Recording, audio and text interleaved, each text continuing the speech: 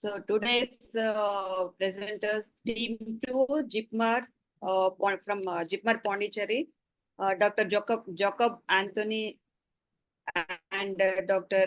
Bharat Kumar Singh. I welcome both of them to participate in this competitive session. Wish you all the best. The proceedings are like this. The case presentation is at 10 minutes. After completing the case, there will be discussion for 40 minutes. And the next to this, each session will have 10 minutes time. And after completing the session, the panelist zone will be there. The panelists will share their experience or video or their talk and analysis of today's program. I welcome team 2 from JIPMAR. Jacob, please kindly share your screen, please.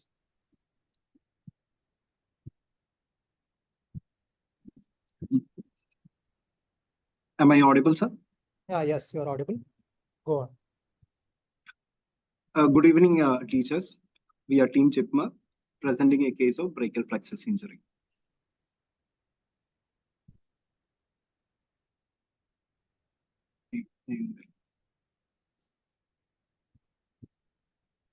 Time starts now.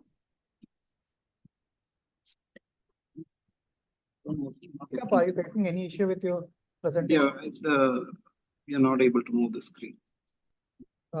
Once stop sharing and once again restart it.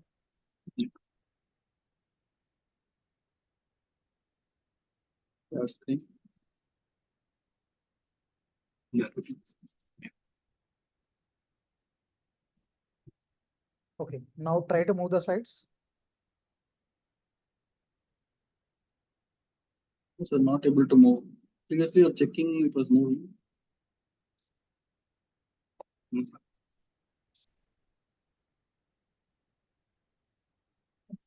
can see your cursor point. Yes. And Yes. your time start. So my patient is a 16-year-old boy, resident of Tamil Nadu, studying 11th grade, right hand dominant, presented to us with the chief complaint of inability to elevate the right shoulder, inability to bend the right elbow, inability to make a fist in the right hand, altered sensation of the right upper lip for 5 months duration. Patient had a road traffic accident 5 months back, sustained multiple injuries over the right side of the neck, right forearm, left shoulder region. He noticed inability to move his right upper lip after injury, following which he was taken to local hospital where he was operated for the left clavicular fracture and the right forearm fracture. And after the surgery, 1 month later, the patient had difficulty. Patient was able to move his right wrist and fingers, which gradually improved over the past 5 months. At present, the patient is able to raise his right shoulder, not able to raise his right shoulder, not able to flex his right elbow, not able to extend his right wrist and fingers, not able to make a powerful fist, absent sensation in the lateral aspect of the right arm, forearm, lateral aspect of the thumb. There is no complaints of intolerable pain in the right upper lip, no history of any other injuries like head injury, scapular, cervical spine, rib fracture, vascular injury, no history of any open wound. In the past history, there is no significant past history of comorbidities. Treatment history, he underwent surgery for right forearm fracture and the left clavicular fracture.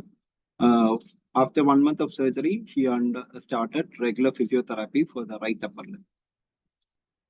There is personal history.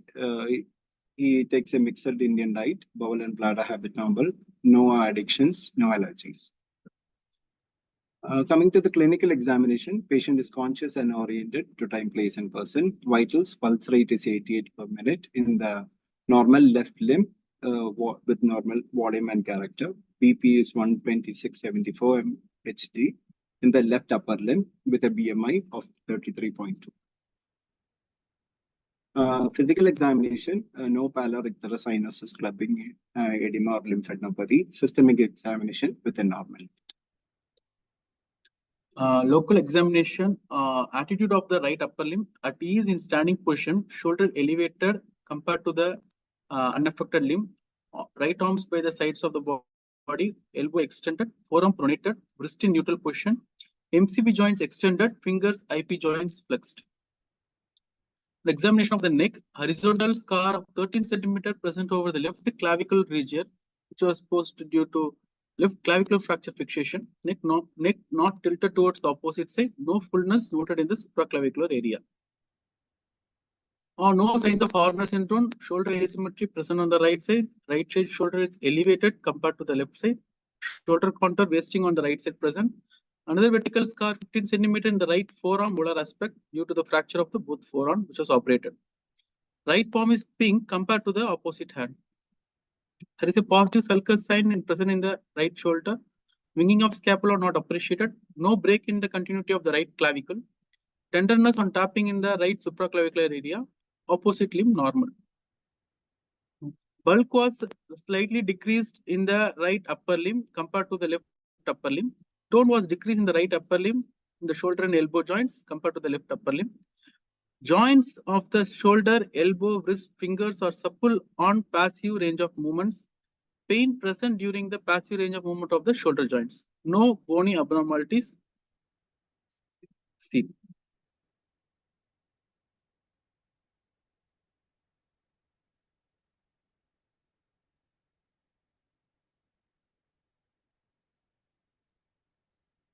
There is a passive range of movements and joints. Joint control. On sensory examination, loss of sensation in the right upper limb on lateral aspect of the right arm and forearm. And there is a sensation in the C7, C8, T1 which is present on the right upper limb, but less compared to the opposite side.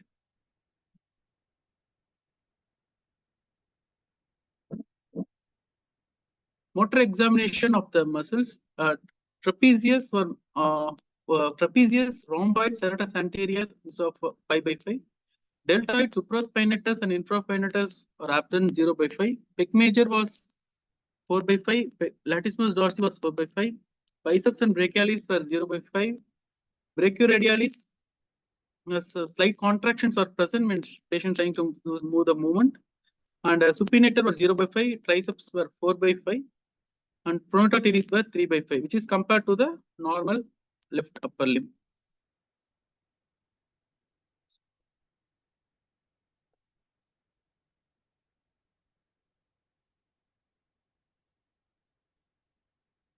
Then other motor examination of the wrist and the finger flexors. Wrist flexors are 4/5 compared to the left upper limb. Finger flexors, finger flexors are 4/5. Wrist extensors and finger extensors 0/5. Finger abduction and finger adduction, that is a dorsal and palmar interactions, were 3/5 compared to the left upper limb. Thumb opponent's pollicis were 3/5. Abductor pollicis longus was 0/5. Abductor pollicis brevis was 4/5. Adductor pollicis, which is of 3/5.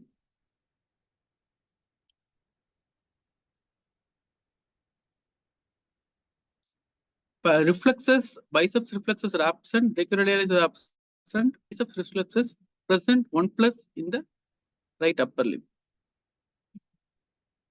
Peripheral pulses, including the right radial ulnar pulses, on are normal and present bilaterally. Tinel sign is present along the course of the median and ulnar nerve, that is 10 centimeter below the medial epicondyle, and the radial nerve, that is 7 centimeter above the lateral epicondyle.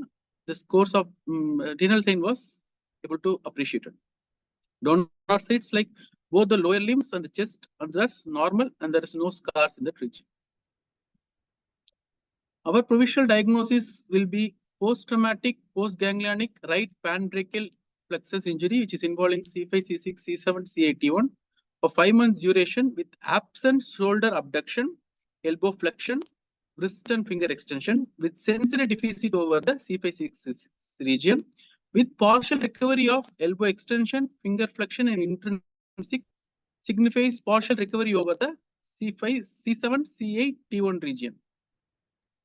We like to proceed the investigations like X-ray chest, cervical C-spine, And also we like to do the electrodiagnostic tests and nerve conduction study and electromyography. And the blood investigations are for fitness for surgery. Our management goals will be the shoulder abduction, elbow flexion, wrist finger extension. Plan of management, preoperative counseling and physiotherapy we will do, and video documentation of the movements, video recording of the informed consent with the witness along with the patient. And our plan will be exploration of the plexus, and we'll do the nerve repair or nerve transfer, depends upon the intra findings of the brachial plexus exploration. We can opt if the proximal stumps are available, we can do the nerve repair without nerve grafting. Usually we'll do C5 to posterior trunk of the posterior division of the upper trunk and C6 to anterior division of the upper trunk. And in this patient, we should we can shoulder abduction with the nerve transfer. If proximal stumps are not available, roots are not available, we can do the nerve transfers like shoulder abduction, spinal accessory, suprascapular. And for elbow flexion, we can do Oberlin transfer. Post-operative management and rehabilitation, we will like to do physiotherapy, follow up with the nerve conduction study and the EMG for the improvement in the movements, and video recording of the movements post-operatively and regular follow-up, electrical nerve stimulation and scar management we like to put to the patient. Thank you for the time, sir. Exactly completed in 10 minutes. The panelists can start the discussion. Can I start? Yes, sir. Yeah.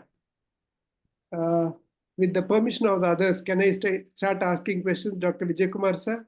Yes, sir. Please start. Yeah. Now, you have made a presentation about the clinical findings, and you also spoke about the investigations also, right? Let me ask you a few questions. When you spoke about the appearance of the palm, you said it is pink in color when compared to the opposite side, isn't it? Yes, sir. Why? Sir, it could be due to the sympathetic innervation which is coming through the T1 spinal root, which can also be affected at the time of trauma. And due to the sympathetic innervation has been renervating, the pink, the hand is slightly pink compared to the left upper limb. Okay. In the clinical examination, have you mentioned about the radial artery pulsation? Yes, sir. Radial artery pulsation. Because you mentioned the blood pressure in the left upper limb, but I don't remember you mentioning the blood pressure in the right lower upper limb. Okay, sir. Right. An exam, we didn't mention Blood that, pressures, but we checked the pulse rate. We'll check in that right upper limb, sir. You have checked the pulse and it is okay. No, Huh? pulse is okay. Pulses. Pulses are brachial, Okay. ulnar, radial are okay, sir. Yeah. Then you talked about the sensory disturbances. Where were all the sensory disturbances? You talked about something in the palm. Can you show me that slide? Yes, sir. Oh, sensory. Yeah.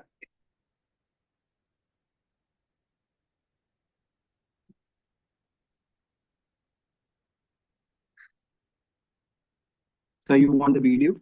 Yeah, please go to the previous slide. Yes, tell me. Yes. Loss of sensation in the right upper limb on lateral aspect of the right arm and forearm and thumb, isn't it? Yes, sir. Yeah. Now the median nerve supplies the sensation to the thumb. Yes, sir. So does it imply that the median nerve is involved? So only in the lateral aspect of the thumb, sir. In the medial aspect of the thumb, he is able to identify some sensation, sir. Does he have sensation on the index finger and the mid fingers? Yeah. Index finger, middle finger, ring finger to identify the sensation, sir. No, I'm a little doubtful about that. I'll tell you why. Okay.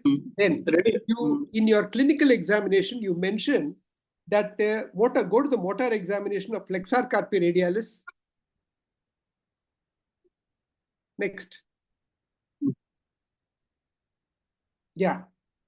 What is the power of flexor carpi radialis?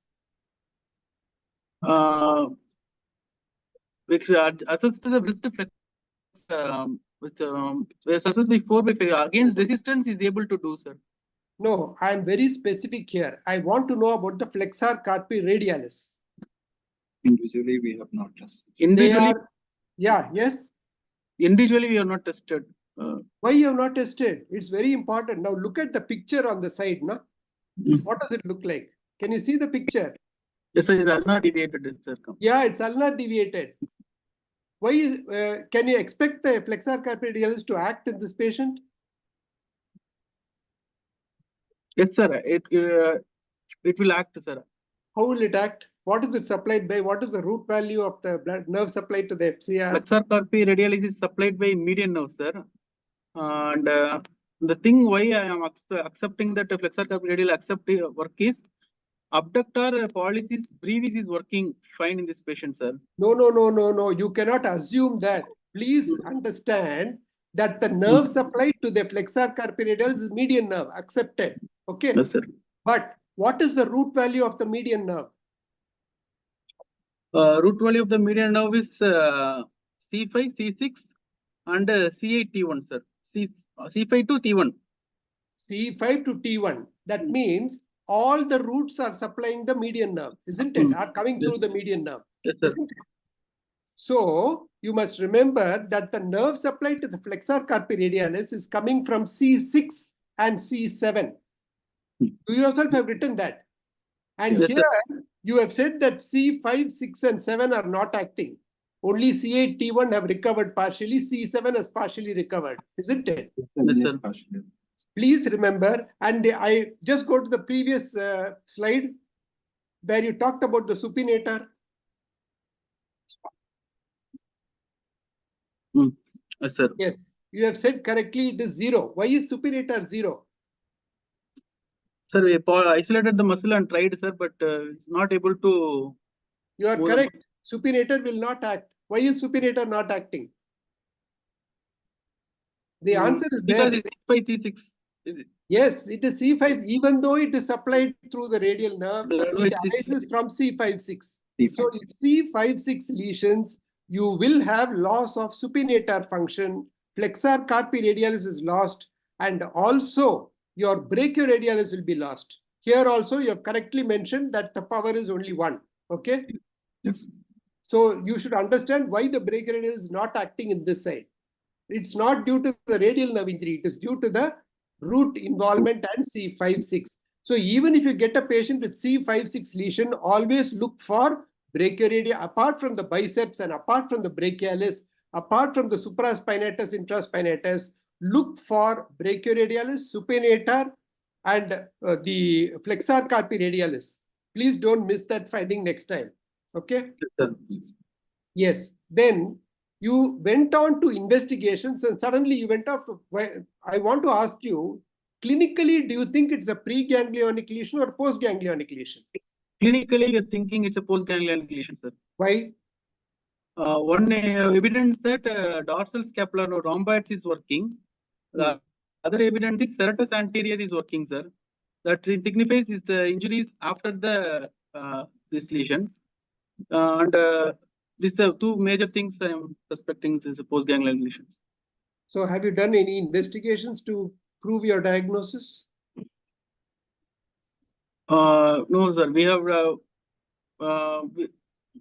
done the X-rays and just not EMG and ENCS X-ray is going to scheduled, show sir. you whether it's preganglionic or No, sir. postganglionic. No, not done any Investigation. EMG and NCS is scheduled next week. Not done, sir. No. Not EMG. What is the other investigation to find out whether it's preganglionic or postganglionic? We can do MRI, sir. MRI can do and CT. Not can do. I will do MRI or I will do CT myelograms. CT myelogram. Correct. You have not mentioned that, I think. CT myelogram. We have not done in this patient, sir. You are not done, but you have to mention that you want to do, no? right. Okay, sir. You have to mention that you have to do a CT myelogram. Only then you can make, because I noted that your treatment, you talked about every treatment possible for a C567 lesion. You have to plan a treatment customized for this particular patient. Okay. And the other point that I wanted to say is, when you please check again the sensation on the right hand, middle index finger, thumb, and the radial side of the ring finger, because the sensory input from the radial, for the median nerve comes from C567. Okay. So in a C567 lesion, typically you'll have loss of sensation of the median nerve territory. But the median nerve motor power, which is coming from the medial root, that is C8T1, will be intact. Right? Right, sir. Okay. Then. You got the point? Yes, sir. Got it. Yeah. Okay. Over to the others. Yeah, thank you, Dr. Karthikeyan. This is Dr. Srikanth. Can I have a go? Yes, sir. Please go ahead, sir. Okay. To the candidates, if you are called upon to do an investigation to know whether the lesion is preganglionic or postganglionic, one you said a CT myelo, one you said an MRI. Can you do an MRI in a patient who already has metal implants? No, sir. No, sir. No, we can't. Based upon the implant making, we should know about that implant making. So it depends on the kind of implant that is used. And it's quite possible that you may not be able to do an MRI. So can you make a diagnosis based on the ENMG? Whether he's got a pre or a postganglionic? High resolution ultrasound also can be done, sir. I said ENMG. EMG. In EMG, we can assess that. We depends upon parascapular muscles if it is working. Okay, that is one. It is a postganglionic lesion because the parascapular muscle is paired in the postganglionic lesion. One in Okay. that way, check it, sir. The other thing, nerve conduction study also depends upon the SNAP findings. We can tell it's a preganglionic or postganglionic. What is it about SNAP? Sensory nerve action potential, which will be absent in postganglionic lesion, will be present in the preganglionic lesions. So you need to qualify that statement. You can't just say SNAP will be present in preganglionic and not present in postganglionic. Would you like to add something to that? No, sir. Sir, in the dorsal root ganglion will be spared. I know the explanation, but you need to qualify it by saying a positive SNAP in the absence of sensation Oh, yes, sir. signifies a preganglionic lesion. Yes, in the anesthetic limb, it's not positive. So, Is it- among the clinical features, some of which you have described, that can suggest that probably there is an avulsion kind of an injury. Can you repeat them again? Clinical features which suggests that probably the lesion is preganglionic. What are they? Clinical features. No, Hello?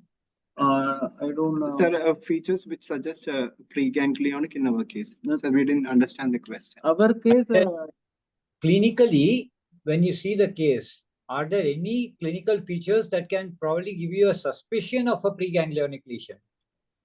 You stated earlier. Hardness is one. There is no fullness in the supraclavicular region, and the Horner syndrome, there is no Horner syndrome. Two features. If you have a Horner's, does it signify a preganglionic? it's an involvement of the T1, sir, mainly actually. Horner syndrome. What other features will tell you that it is preganglionic? And it's a anesthesia over the paraspinal region. Okay. And involvement of the dorsal scapular nerve, that is the rhomboids is not working. Or if Yeah. the serratus anterior is not working. Okay. Then it's a preganglionic. No Tinel sign also. Yeah. The absence of a tinel sign in the supraclavicular region. Yes. And what about the phrenic nerve? Phrenic nerve, What if the phrenic nerve is paralyzed? Does it signify an avulsion or a rupture? phrenic nerve is not arising from brachial plexus, it's arising from higher up. Yeah.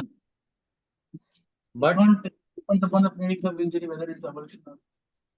If the phrenic nerve signifies the injury, the severity level is high. so if the injury is severe, it's more likely to be an avulsive kind of an injury.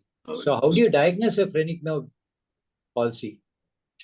Phrenic nerve, we can diagnose by the chest. X-ray chest, we can substantiate the diagnosis, but we can identify with the nerve conduction study. We can able to stimulate the sphenic nerve region. We can see the contraction of the diaphragm. We can see, and the You're talking- intraoperatively I'm not confirm the asking it- diagnosis. I'm not asking Please. intraoperatively, pre-operatively. One is you said you'll get an X-ray done. Yes, yes. Is there a better way to get the X-ray done rather than a static X-ray? X-ray with the full inspiration, sir. We can take. Ideally, they It's- do what is called a fluoroscopy Yes. to find sir. out whether there's an excursion in the diaphragm instead of depending on a single X-ray. What about the peripheral pulse? Peripheral pulses are present, sir. Both the upper limbs. If the peripheral pulse were absent, Yes, is sir. it likely that the patient may have a severe or a preganglionic type of an injury?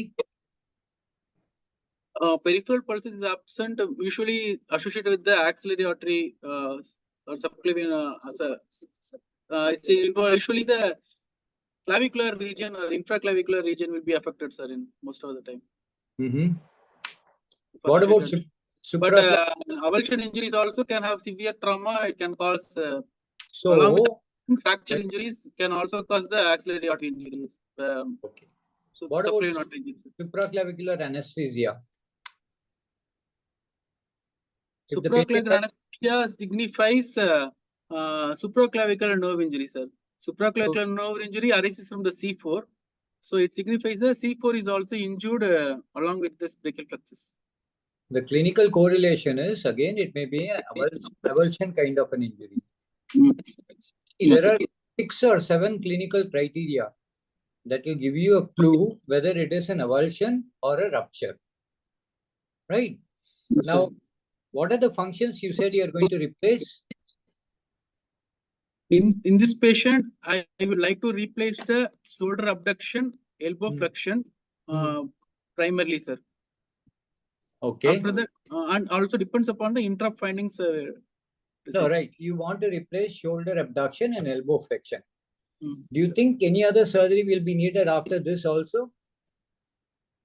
Yes, sir. Depends upon the recovery of the patient. We will decide later. Sir. Let us assume the shoulder and the elbow recover.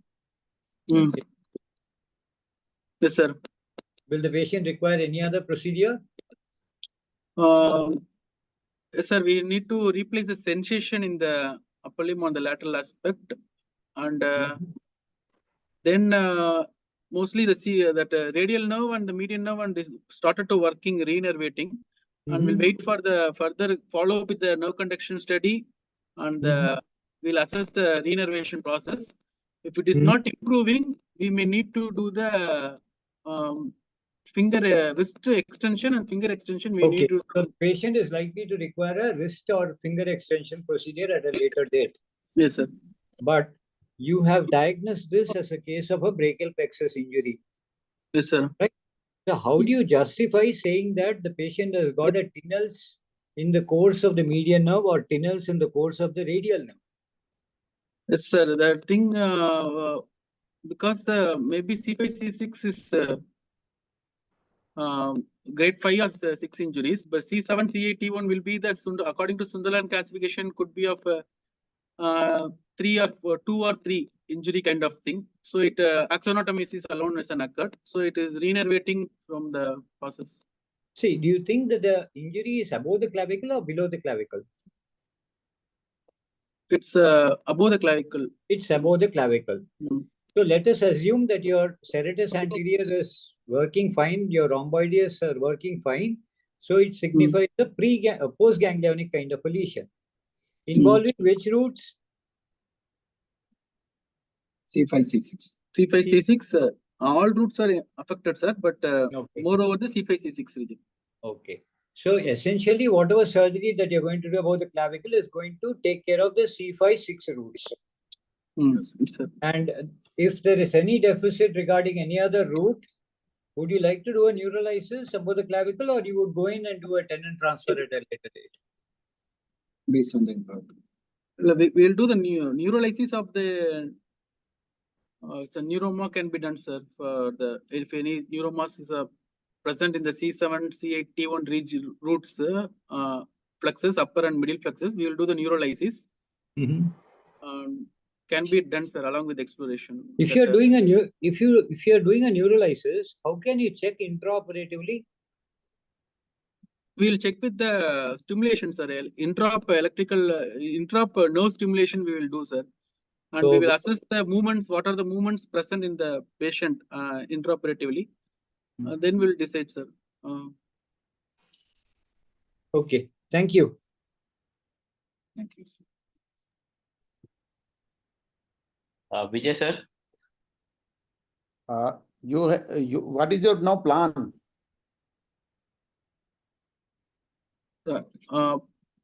Plan in this patient, we will, I will do. You have to plan in such a way that the patient holistic plan you will do in stages, or you do in one stage, and what things you are going to correct.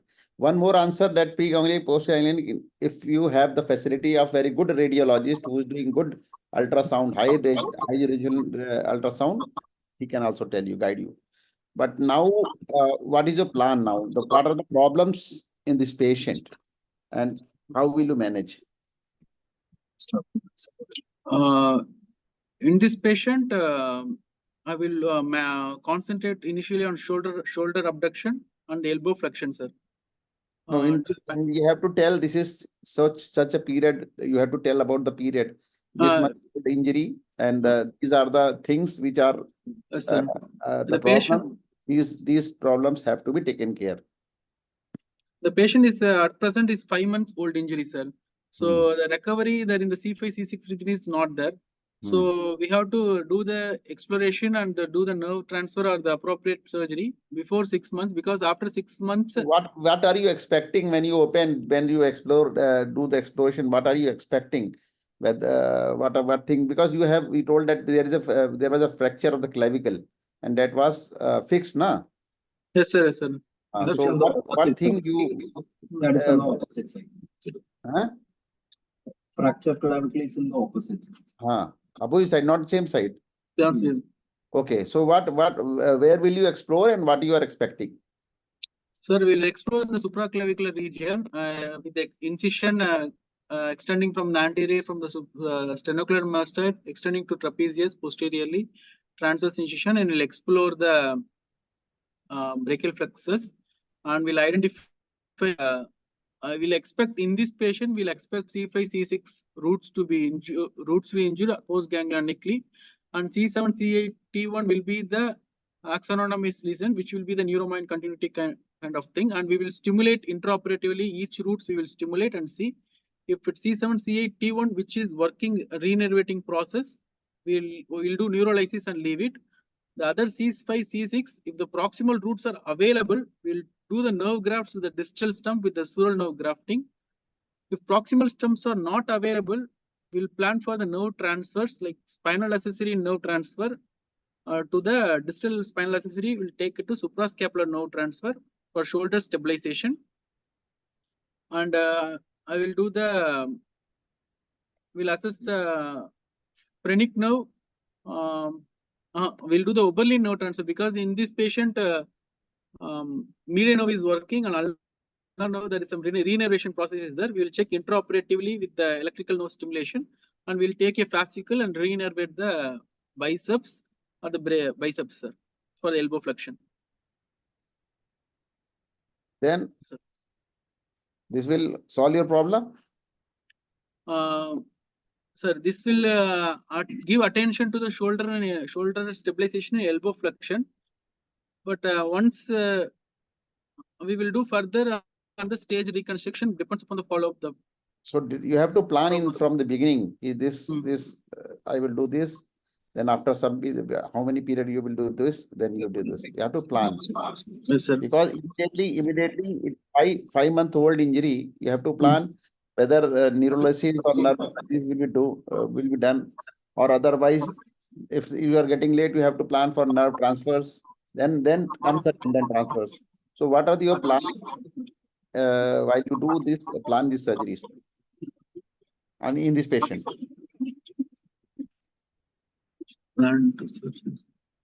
Sir, we will plan first surgery along with the exploration. We will do spinal accessory to Oberlin the first stage. After 3 months, we'll plan for the second surgery, sir. Needed. You are saying spinal accessory to Oberlin. Spinal accessory to suprascapular nerve and Is that Oberlin surgery transfer there? for elbow flexion, sir.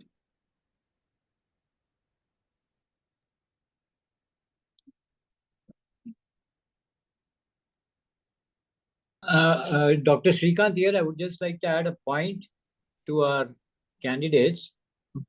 If you get a root, you are going to graft it using Yes, sir. sural nerve grafts. Yes, sir. It is very, very unusual for you to be able to do a direct transfer from C5 root to the anterior division of the superior trunk and C6 to the anterior division of superior trunk and C5 to the posterior division of superior trunk. You may have to put nerve grafts Yes. if you want to make sure that you have resected the neuroma adequately. Okay. Yes. Assuming in your case, the C7 and C8 T1 are injured, but they are still functioning, Yes, there sir. could be a role of doing neurolysis if you are good at it and you have intraoperative nerve stimulation. Now, the problem is Yes, going to come yes. if you don't find the proximal end of the C5 root and the C6 root. In that case, you said you are going to do a spinal accessory to suprascapular nerve transfer that will innervate the supraspinatus and infraspinatus. You said you will do an Oberlin. Now, the Oberlin involves transferring fascicles of the ulnar nerve to the biceps branch. Yes, sir. But then what about the axillary nerve? If you have a patient with a BMI of 33 Yes, sir. and you take care of only Hmm. the supraspinatus, he is not going to get shoulder abduction. Yes, sir. We can do, sir. So can We you can do do something? the, yes, a long head of triceps branch can be taken and re-innervate the axillary nerve can be done, sir. But So, you, by your own admission, the triceps was not normal. triceps working, sir, in our patient. 4/5.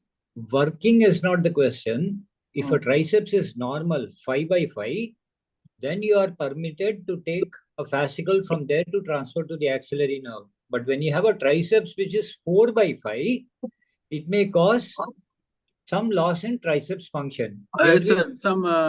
Some degree of loss will be there, sir. But we are taking only the one branch that is a long head of triceps and you're innervating, sir. Is there any triceps, alternative? Is there any alternative to innervating the axillary nerve? Yes, sir. Phrenic nerve can be taken to innervate, sir. Phrenic nerve can be taken, sir. And It is- your intercostal nerve can also be taken to innervate So, the. the choice between phrenic and intercostal, which will you prefer?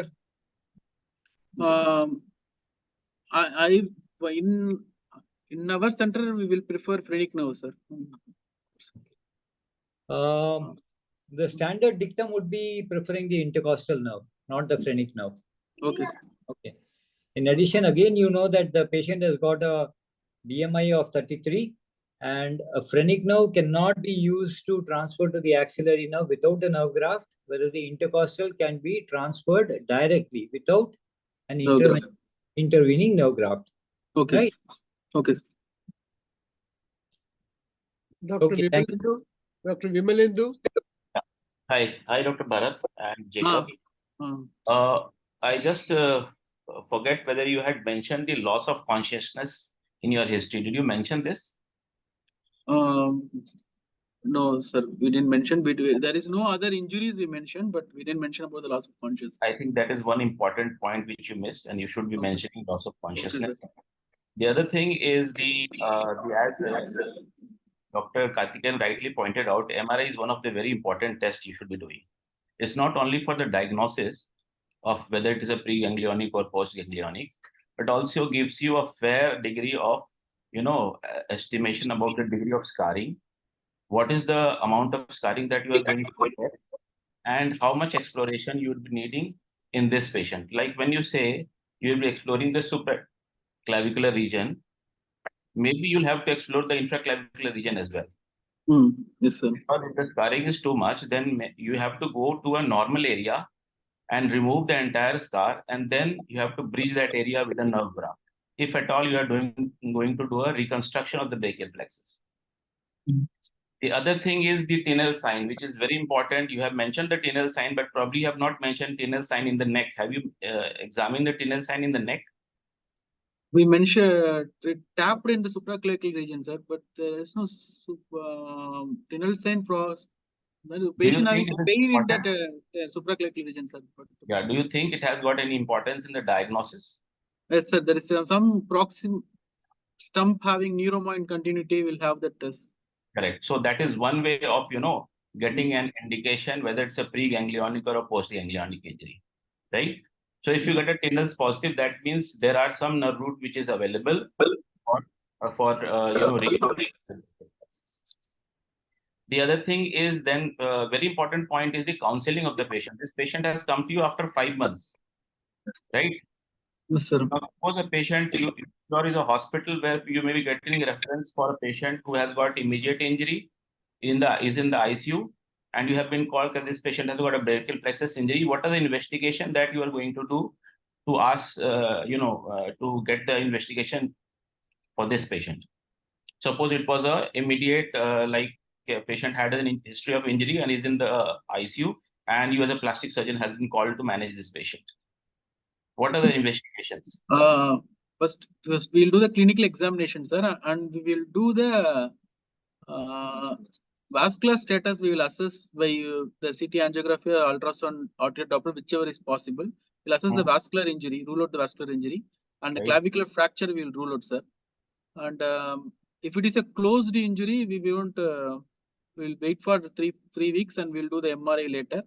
If it is open injury, we will take to OT and we'll plan for a surgery, sir. So why would you like to do an MRI? Because you will see most of the people will be doing the MRI then and there.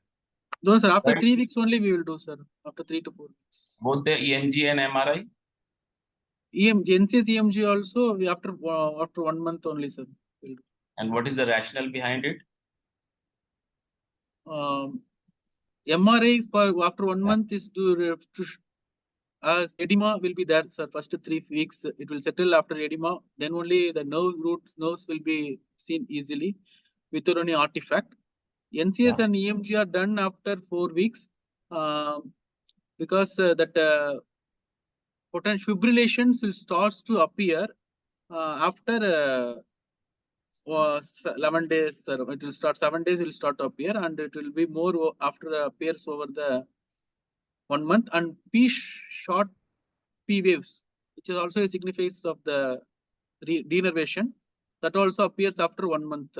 P short waves. And also, if it is any reinnervation occurring, also we can the neuropraxica lesions and all reinnervation occurring, that will be evident only after 1 month, sir. And most of the findings of EMG, though the findings of EMG in early stages are not very clear in defining the preganglionic and postganglionic status, and that is why you need to do it after 1 month of the injury to get a clear picture of so that all these investigation and your clinical finding corroborate with each other to arrive to a diagnosis. Now, the next thing is the counseling part. When you say you will counsel the patient has come to you after 5 months. Do you think a counseling of patient who comes to you immediately after injury, after 3 months or after 5 months will be the same? What will you counsel differently in this patient, 5 months old injury? Yes, sir. We will tell that patient there is a treatment protocol will be different based upon the time period the patient presented. But in this patient, a patient presented 5 months, we have enough time to do the nerve transfers by before 9 months. But whatever the nerve transfers we do after 6 months, the results will be drastically fall compared to which is done in the 3 months, sir. It won't be as similar as 3 months period, and it is after 6 months. So explain the patient, the results won't be. We can't guarantee the results to the patient. Correct, what is expected. Right. So in this patient, when you say that you are going to do the nerve reconstruction, you have already mentioned you will be doing the nerve reconstruction. Would you like to do a nerve reconstruction along with the distal or nerve transfer, or you would like to do only the nerve reconstruction? No reconstruction of. So when you say nerve reconstruction, I mean that you will be connecting the proximal available root to the distal part with a Yes, sir. nerve graft. Okay, that is the Yes, sir. reconstruction. But Yes, sir. when you say target innervation along with the nerve reconstruction, that means when you are doing the overland transfer or the spinal accessory to suprascapular nerve transfer along with these Yes, sir. transfers. So would you like to do distal nerve transfer along with this reconstruction, or you would just go ahead with the either of the two? So if the proximal stump is healthy and distal stumps are able to identify, I will do the nerve grafting, sir. Okay. We will, So these, you see, 5 months is a little bit tricky because in 5 months, most of the time, you may get the like a good adjuvant procedure. reconstruction, but sometimes you may not get a good outcome. So maybe it's a good idea to do a distal nerve transfer also with these patients, because you're not going to harm these patients with doing a distal nerve transfer. Yes, sir. Yes, sir. The other thing is you have already said that wrist is has not recovered, right? Yes, sir. Yes. So what are you going to do for that? You said you will be doing a tendon transfer. You're waiting for the recovery and then do a tendon transfer, right? If the is not good enough, right? Yes, sir. Yes, sir. What else are you going to do in between? Is there any thing you want to do? Distal nerve transfers are recently they're doing, sir. Oh, that is a part of reconstruction. Oh, okay. You have already passed that stage. You said you will either wait, you will be waiting for that recovery, or you will be doing tendon transfer later on. Nerve reconstruction, if you want to say, that will be done then and there, or maybe after a few months, right? But if Yes, suppose sir. you are going to wait for the recovery, then Wait for the recovery, sir. Is there anything you want to do to the patient in between? No surgical. Stimulation. So electrical nerve stimulation can be done. And physiotherapy, electrical nerve stimulation, and Like to splinting of splint the the- hand. Splinting. yes, you would like to splint the hand, right? The wrist extension. The cock-up splint would be a good idea. Not always with physiotherapy, you can do the physiotherapy, but some in between, you can ask the patient to have a extension splint, wrist extension splint, or cock-up splint. Can I ask a question? You had said that if the wrist extension does not improve, you'll do a tendon transfer, isn't it? What Yes, sir. tendon transfer will you do? Sir, we'll do upon the available flexor tendons, we'll take one tendon and we'll innervate that. Which flexor tendon? You have to make a plan now, no? Sir, we will take Pronata teres to ECRB or and FCR to EDC, PL to EP. One minute. You already said that the power of Pronata teres is low in Yes, your examination. Yes, sir.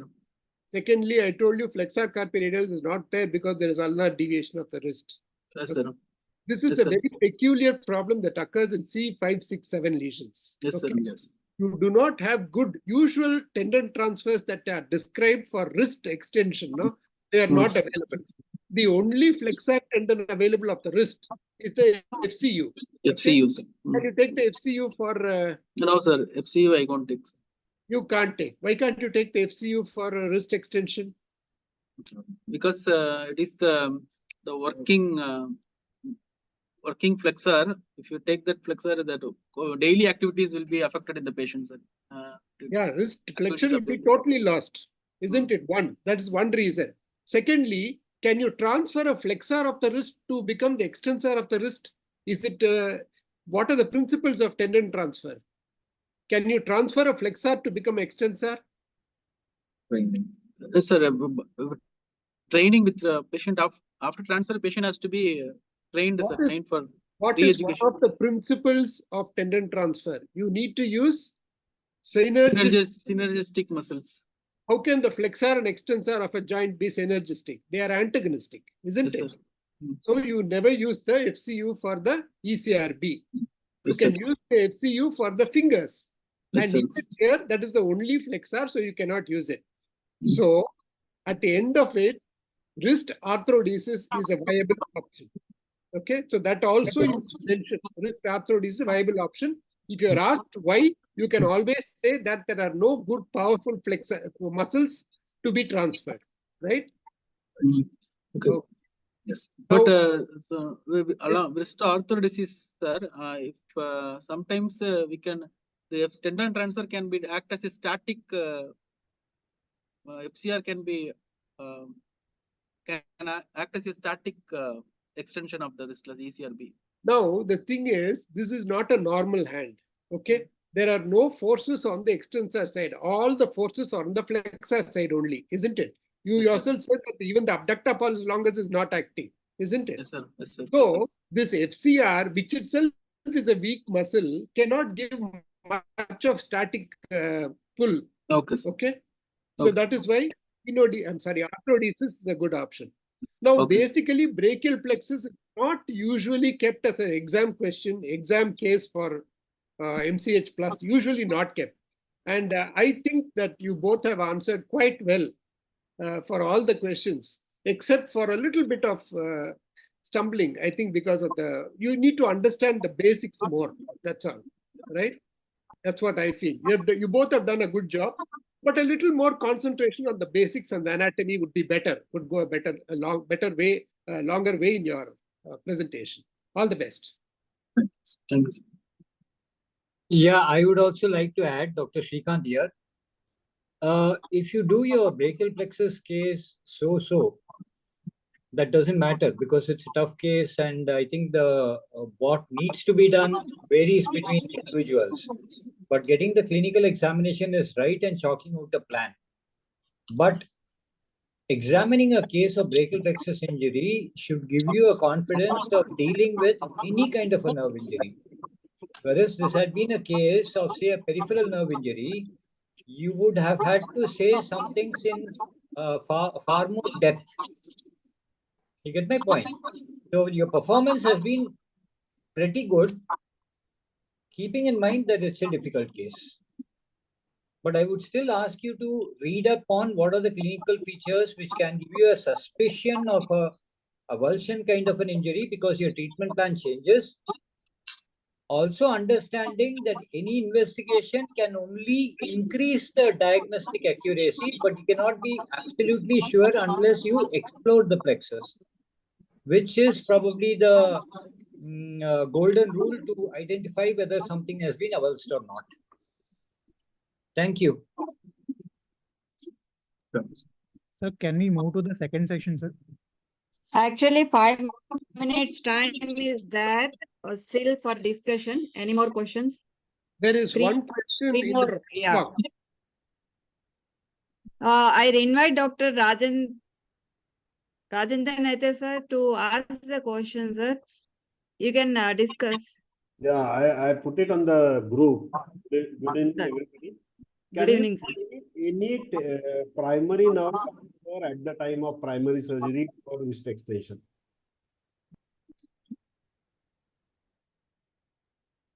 Then could you repeat the questions, please? I can't Can understand. you do any other transfer wrist Yes, sir. extension at the time of primary surgery?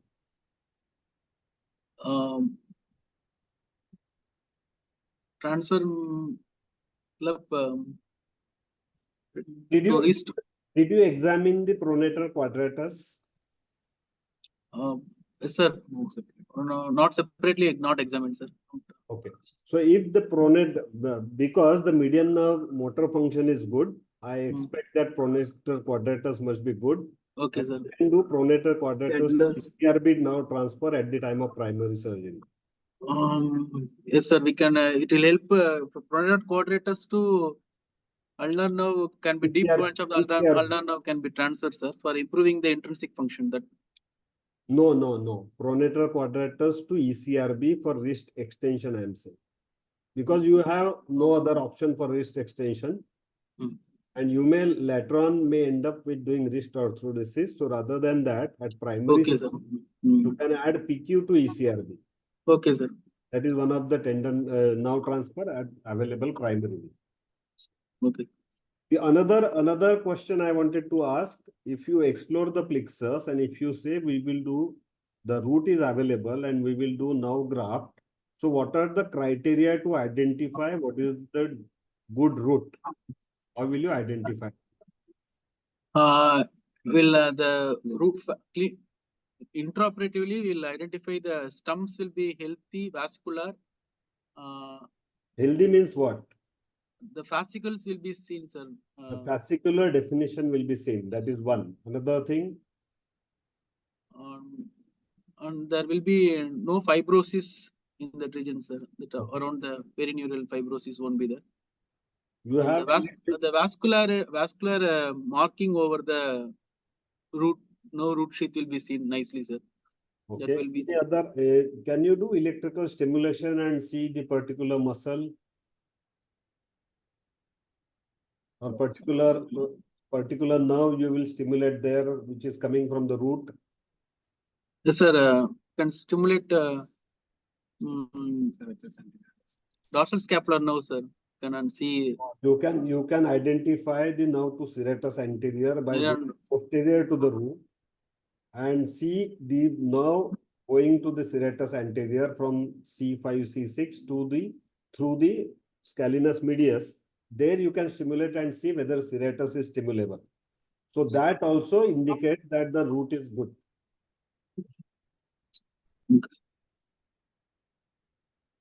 That's all. And one more sign I would like to add. This is Brijesh here.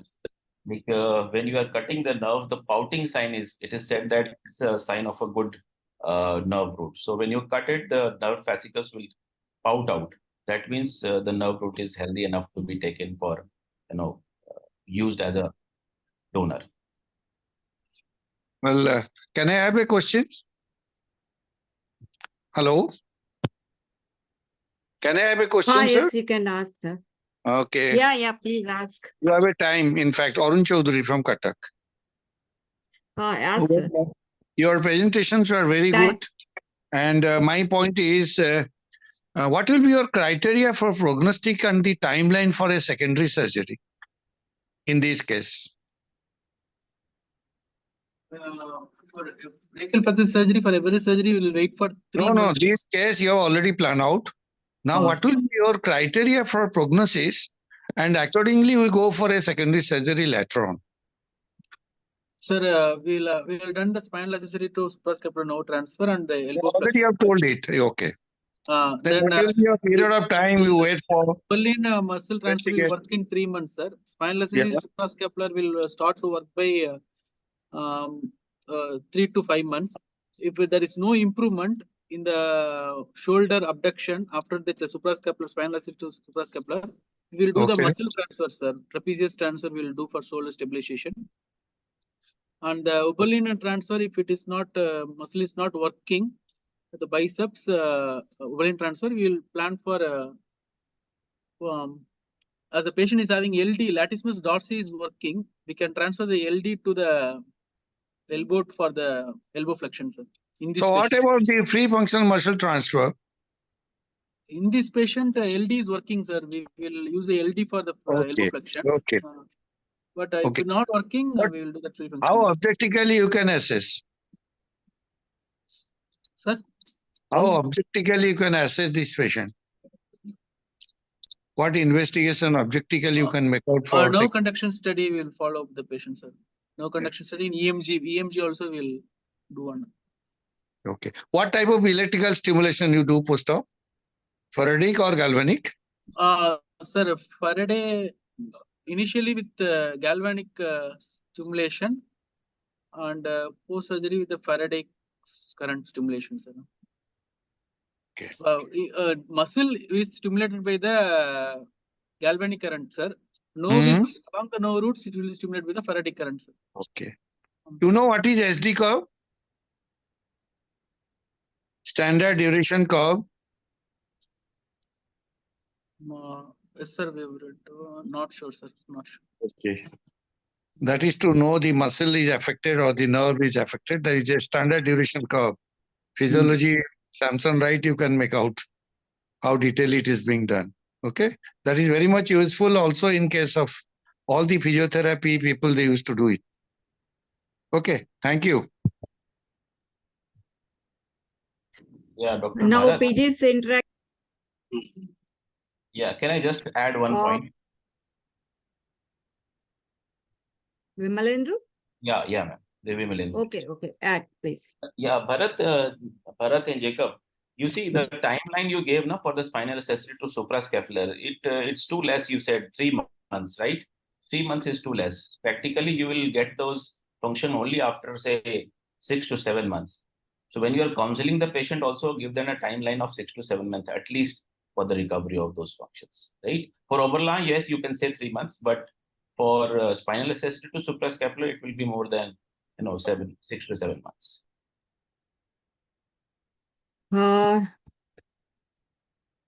Now we'll end the discussion with the panelists and invite the teams to ask the questions to the presenting team. Each team will be given 2 minutes. The team 1, your time starts. So you have to ask question to team 2. Yes, ma'am. Good evening, ma'am. Yeah. You ask directly to the presenters. Yes, ma'am. What is L-Episco procedure in brachial plexus? Sorry. L-Episcopo procedure, modified L-Episcopo procedure for brachial plexus. I don't know. I'm sorry. Can you answer this? Team 1 has to answer the question. Yes, ma'am. It's done in case of pediatric brachial plexus injury to correct the external rotation deformity, whereby the insertion of latissimus dorsi and the teres major tendons is being rerouted to the posterolateral surface of the humerus. Okay. That is kind of what cord you are telling, what cord procedure. Okay. Okay, ma'am. Thank you, ma'am. Okay, panelists, that question and answer both are acceptable. Yeah, let's put it this way. When originally the Lepiscopo procedure was described in a pediatric brachial plexus injury, the functions that needed to be replaced were shoulder abduction and external rotation, because invariably what happens if a patient has not undergone surgery and there is some degree of spontaneous recovery, what happens is the adductors and the internal rotators get innervated. So the limb goes into an internal rotation adduction deformity. Now the only way you can restore it is the presence of the latissimus dorsi and the teres major. So in effect, what you need to do is you have to use the latissimus dorsi as a shoulder abductor and transfer it to the supraspinatus. The teres major, either you can use it to transfer it to the teres minor, or when you do it as a conjoint procedure, you transfer it to the infraspinatus, because the external rotators are either the infraspinatus or the teres minor. So that is actually the Lepiscopo procedure, in which there is restoration of shoulder abduction also. It is not exactly like the Mortbot procedure. This was described a long time back and is preferred in partial brachial plexus injuries who have not had the benefit of primary nerve surgery.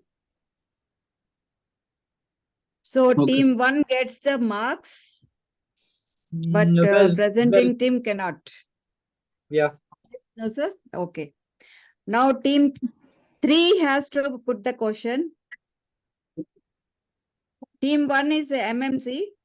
Team 3 Hello. from KGMU. Hello, ma'am. Yeah. Ask Good the evening, question. ma'am. Yes. My question is, how will you classify the brachial plexus injury? Depends upon the ulnar classification, leaflet classification is there. Because preganglionic, postganglionic, clavicular and retroclavicular, supraclavicular, retroclavicular. And we can classify as preganglionic, postganglionic injury, and also we classify as upper plexus, middle plexus, lower plexus injury, or pan brachial injury. Okay. That supraganglionic and infraganglionic trunk and cord is Millesi classification, Okay, Millesi classification. Thank you. not Lippert. Okay.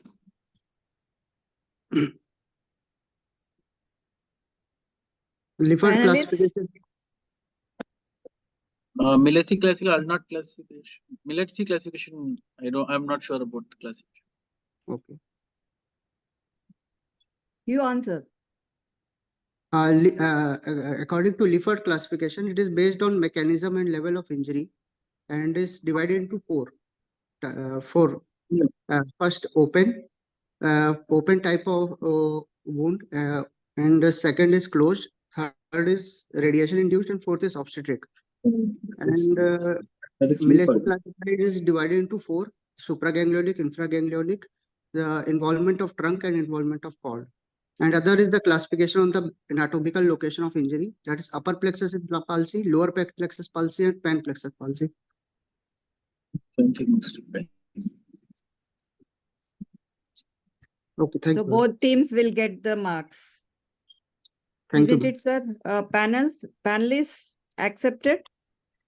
Yeah, accept, give both of them, but I would ask Yeah. them to look at the David Chuang classification, which is described in the recent Nelligan also.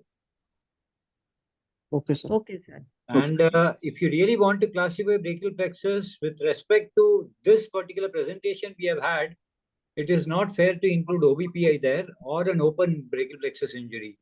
So essentially, the team that answered have answered reasonably correct. Okay. Now team 4 should put a question to presenting team. Madam, we are from Stanley Medical College. Doctor, with regard to this case presentation, the patient has a significant weakness of the FCR and only the FCU is acting. So are you justified in saying that you will do an Oberlin transfer where you will transfer the ulnar nerve fascicle to reanimate the biceps? If that is, Yes. can you justify it and can you give other Yeah, alternatives? we can justify. We can, during exploration, we will dissect the ulnar nerve and we'll stimulate the ulnar nerve. I'll take only fascicle of the one of the fascicle which is strong flexor of the wrist, and we'll during intraoperatively we'll stimulate and see if it is working. We will transfer that to. Yes, I agree. But FCU is already working in this patient. What I'm trying to say is FCR is not working. So you will essentially be using the only working flexor to reanimate some other muscle. So how will you justify that? Then we'll also stimulate the median nerve and see median nerve. If there is a median nerve having a strong fascicle, anything, we will take that fascicle and innervate the biceps. We'll intraoperatively we decide, depends upon the availability of the fascicle. Okay. Yeah, I would like to mediate on that. The question is Yes, an sir. excellent question, but the answer is an inadequate answer. The person who asked the question. Can I answer, sir? Yeah, please. Sir, Sir, let her answer because she will get marks for that if she answers well. Sure. Sir, here clinically the FCR is weak. So I would be very wary to use the FCR even if it is stimulatable. It will not be powerful enough to reinnervate the biceps muscle. And since recovery has not happened yet, and one justification for still doing an Oberlin would be that the patient does not have recovery of wrist extension.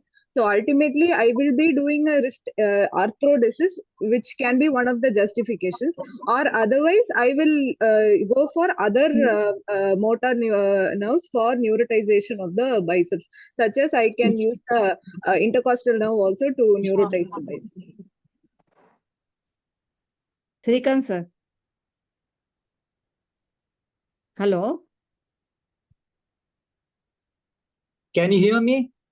Yes, sir. Please, sir. Yeah. So this lady who has asked the question should get marks, and for answering Okay, also sir. she should get marks. Yes, sir. Yes, sir. The reason is the question posed to the candidate was, you are going to stimulate intraop and you suddenly find that it's not adequate. Unless you have a preoperative plan foreseeing this condition, you cannot suddenly walk into an intercostal nerve transfer. So the preoperative examination of the hand is very essential. In fact, there are studies that do preoperative dynamometry to judge the strength of finger flexion, because that's an indirect evidence of the adequacy of the ulnar nerve to be able to donate a fascicle. Unless you have made the plan preoperatively, intraoperatively, you will be left at a risk. And 5 months, young patient should do reasonably well with an intercostal nerve transfer to the biceps branch of the musculocutaneous nerve. This is regardless of whether you're planning for a fusion at a later date. It may so happen that if you don't touch the ulnar and median nerve, the grip strength may improve. As we said, it's a lesion in continuity. But if you take the fascicle, the chance of improvement of hand function gets compromised. That problem does not lie when you transfer the pronator quadratus, because it is anyway not going to do anything if you want to innervate the wrist extensor. Thank you. Thank you, sir. Team 5. Ames New Team Delhi, 5. I think they are not there. Is team 5 available? Ma'am, yes. Tejas? Yes, ma'am. Yeah, please put your question. Yes, ma'am. Ma'am, I would like to ask the minimal invasive approach techniques for brachial plexus treatment. Bharat? Jacob?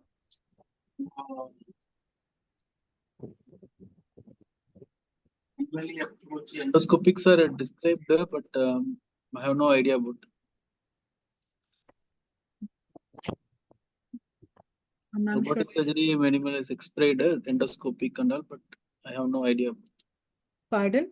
Sorry, you were not audible. Endoscopic and robotics are answer. described in literatures, but I have no idea about that and what you're expecting. I'm sorry, I don't know.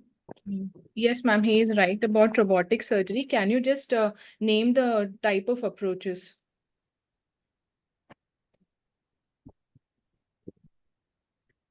Axillary, I'm not sure. I don't want to do any wrong thing. Ma'am, should I answer? Yeah, please. So we have supraclavicular approach and transaxillary approach. Supraclavicular approach is it is a bit easier when compared to the transaxillary, and in humans, transaxillary approach is yet to be conducted. Only in cadaveric studies it has been done, and in India, ma'am, AIMS is started with robotic surgery also. Oh, okay. Nice. Dr. Lakshmi, Yeah. Sir, I would probably ask you to cancel the question. sir, tell me, sir. Why? It's not fair. It is not mainstream. And it takes away from the importance of a plexus exploration in a complete plexus injuries. If I were to give an answer to this question, I would describe a procedure which was described by Dr. Rakesh Kazanchi, where you can do an endoscopic harvest of the phrenic nerve to transfer it without a nerve graft to the musculocutaneous. Yes, okay. sir. There, the endoscopic approach is only a part of a generalized operative approach, because you need a long length of the phrenic nerve, and do endoscopic, then the access becomes easier. You need a cardiac surgeon along with it, and you transfer it to the musculocutaneous. Number 2, recently I had an occasion to go and watch someone doing robotic surgery, and they used a 3-port approach for a diaphragmatic hernia, of which 1 port had to be inserted through the thorax. If you are called about to do an intercostal nerve transfer through a thoracoscopic approach, it is extremely easy, but that will be only in combination with an open procedure, because the intercostal nerves lie, they are visualized very well from the outside, inside, and normally an intercostal nerve transfer, when you go by the external approach, requires a huge incision and huge dissection. If you have endoscopic, you can harvest as many number of intercostal nerves and then bring them out through a tunnel and directly co-opt it to the musculocutaneous nerve. Other than these two indications, I would not really support the use of endoscopy in plexus injuries, at least as far as exam goes. Partially, the presenting team answered endoscopically. And the question asked by the team 5, she wants the minimally invasive procedures. She didn't mention for this case, sir. Yeah. So 50% we can give. Sure, sure. Yes, sir. We can't cancel. But it is also maybe future what will be the advancements we don't know. So both teams will get marks. Absolutely. So yes, sir. Team 6, please. Good evening, madam. Yeah, please. This is Dr. Nagmalesh from Bangalore Medical College. Yeah. Yes, doctor. As you said, there is a SAN to SSN for shoulder to achieve shoulder abduction. So if you do a SAN to SSN, so what will be the maximum abduction angle you can achieve? And what achieve is up to 15 to 20 degrees we can achieve, not more than that. okay? What is dual nerve transfer for shoulder abduction? Along with the SA to SSN, we can do Somsack procedure, that innervating the long head of triceps to the axillary branch. Okay. So compared to single nerve transfer and dual nerve transfer, which is the better and why? Dual nerve transfer is always better, but it depends upon the availability of the donor nerves. The radial nerve is working, and if it's available, we can do the dual nerve transfer. And it also helps in the external rotation. Also, it will provide in the dual nerve transfer. And the angle of abduction you can achieve. Angular abduction also will improve. Correct. Angle of abduction also. Oh, minus 90 degrees. Okay. Okay, correct. Any supplementations from a panelists? No, it's a fair enough answer for the exam. Okay, sir. Team 7. Put your question to presenting team.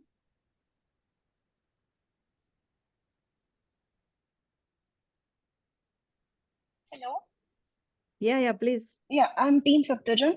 So Yeah, my yeah. question is, if intraoperatively, if you found the neuromine continuity, how will you proceed whether to do neurolysis or resect the neuroma?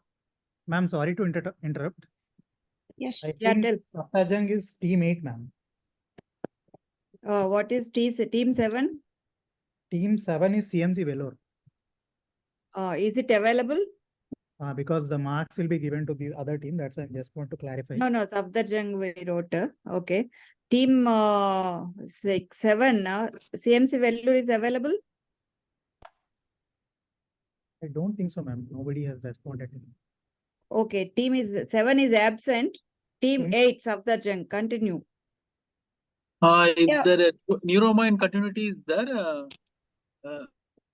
do the neurolysis and we'll see the stimulation. If it is stimulatable, distal muscles are stimulatable, we will leave the neurolysis and leave it. If there is no stimulation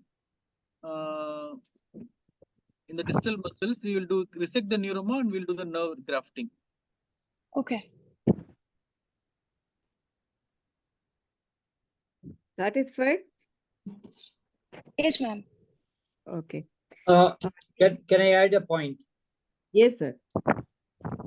Always remember that neurolysis is probably even more difficult compared to nerve grafting, nerve transfer, everything.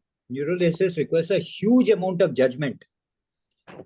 And as of today, there is only one particular reference where they say that if you have quantitative nerve conduction studies intra-op and you have identified the site of the neuroma, you stimulate the nerve proximally, you stimulate the nerve distally.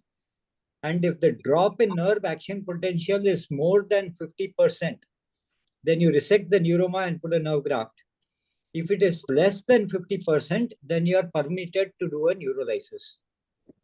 That is probably the best answer. So as you can see, you need quantitative intraoperative nerve conduction studies. Just by using a stimulator, you really can't make out whether your neurolysis has made any change or not in the immediate peroperative. There may be a post-operative improvement, but if you want to know an absolute answer, you need intraoperative nerve conduction study. Thank you, sir. Team 9. Team 9. RML, madam, but I don't think so. RML, please. Yes, ma'am. Good afternoon, everyone. Please, Yes, ma'am. I just wanted the presenting team to highlight what are the levels of the brachial plexus and clinically as to where do we find these respective parts of the brachial plexus. Anatomy, you mean? Anatomy. As in roots, where do we find the roots? What is the plane where we actually find the roots? Where do we find the trunk? Roots will be it will be between the scalenus medius and the scalenus anterior muscle. Roots cannot. We have to dissect the muscle, dissect the scalenus anterior muscle, and also elevate. Then only we can see the roots. Okay. The trunks? Trunks will be in the supraclavicular region and posterior triangle, and the cords and cords and distal nerves will be in the infraclavicular region. We need an infraclavicular approach to below the pectoralis minor. We have to dissect and identify the distal cords and nerves. Okay. So yeah, so the roots are actually interscaling in position. It is basically the anterior and the middle scaling, to be precisely, and trunks are in the posterior triangle between the sternocleidomastoid and the trapezius, and the divisions are behind the clavicle. Yeah, the divisions are formed behind the clavicle, and the cords and the divisions cords is below the column. Yeah, below the clavicle. Right. Yeah. Thank you. Okay. Team 10. Team 10. Ma'am, we are not sure of which team number, ma'am. Can you name the college, ma'am? Sorry. Rohit, please tell the college. 1 minute.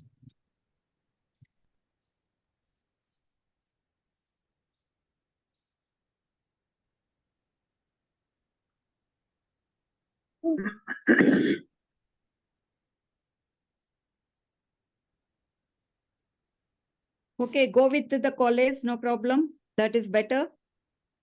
Ma'am, I'm Sai Karthik from KMC, ma'am. Good evening, everyone. Yeah, please. My question to the team members would be, what are the other nerves which can be taken as donors? So you have already mentioned like Oberlin procedure, and what are the other donors which can be taken? For the innervation of elbow, for the innervation of elbow, yeah. Innervation of median nerve can be taken. Median nerve fascicle can be Okay, taken. that comes in Oberlin. Okay, other options? Intramuscular, intercostal nerve can be taken. Phrenic nerve can be taken. Okay, anything else? Contralateral that in this case it won't be appropriate. You're asking in general. Okay, my actual question is in contralateral C7. That is the answer which I was expecting, because others have all discussed. Yeah, contralateral C7. When you want to innervate the elbow, what is the nerve graft which you will be using? We'll use the vascularized ulnar nerve graft, but that won't be appropriate in this case. No, I was asking in general. In general, we'll vascularize ulnar nerve graft. We will use to innervate which muscles? We can innervate the musculocutaneous nerve with the vascularized ulnar nerve graft, and also the median nerve also we can innervate distally. Okay. Thank you. That was my question. Thank you. Any other college team? He's from which college, ma'am? He is from Kilpack Medical College. He's team number 11, madam. Team He's- number 11. Who is he's- the 10? BJMC Pune. BJMC Pune.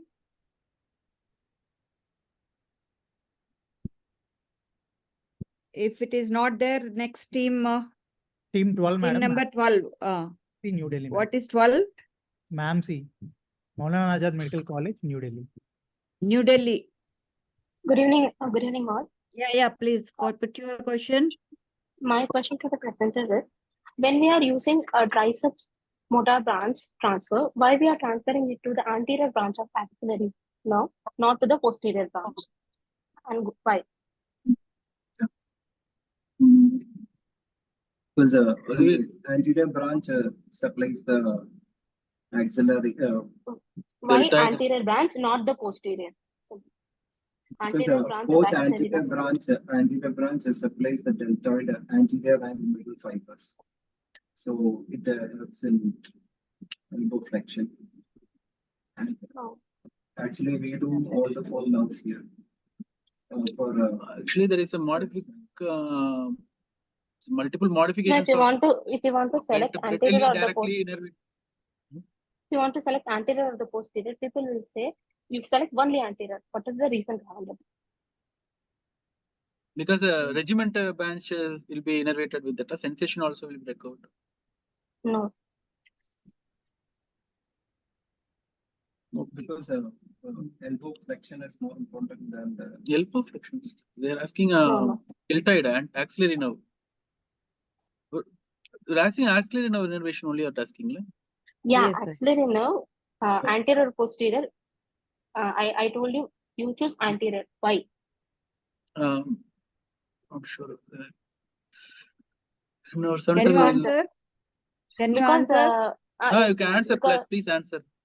yes, because while innervating, anterior is mostly pure motor and posterior have some sensory component also. And most of the deltoid being supplied by anterior division. Anterior division can supply the mid and posterior deltoid also. So it is not vice versa with the posterior branch. So you always select anterior branch to nerve transfer or nerve referral. Okay. So we are pretty sure the deltoid is connected with anterior. It is not the case with posterior. So you always select anterior division of axillary nerve. Okay. Mostly. Okay. Any contribution from panelists? Yeah, she gave the right answer. So presenting team will not get the marks. No, the questioner gets the marks. Okay. Ma'am, team 13. Next team. 13, madam. Huh? Yes, Faridabad. Faridabad. Yes, I see. Yes, I see Faridabad. Absent? I think they are absent, ma'am. Now, team Okay. 15, SRMC Chennai, Sri Ramchandran. SRMC Chennai. PGs from SRMC. I don't think we have them. Now, Okay. we move to team 15, madam. Aims Yeah. Bhubaneswar. Good evening, ma'am. Yeah. My question is, I'm from AIMS Bhubaneswar. Yeah. My question is, when do we observe rhomboid muscle activity in electrical studies despite the presence of C5 avulsion preganglionic injury? Could you repeat the question? When do we get Yeah. the rhomboids innervation? In the presence of C5 avulsion preganglionic injury, when can we observe rhomboid muscle activity in electrical studies? In which condition? When Is there any mechanism of injury is post-fixed plexus? It will be a prefixed plexus. It will be a prefixed plexus. No, it will there, I think. Yes, in case of a prefixed plexus, which receives significant innervation from the C4 nerve.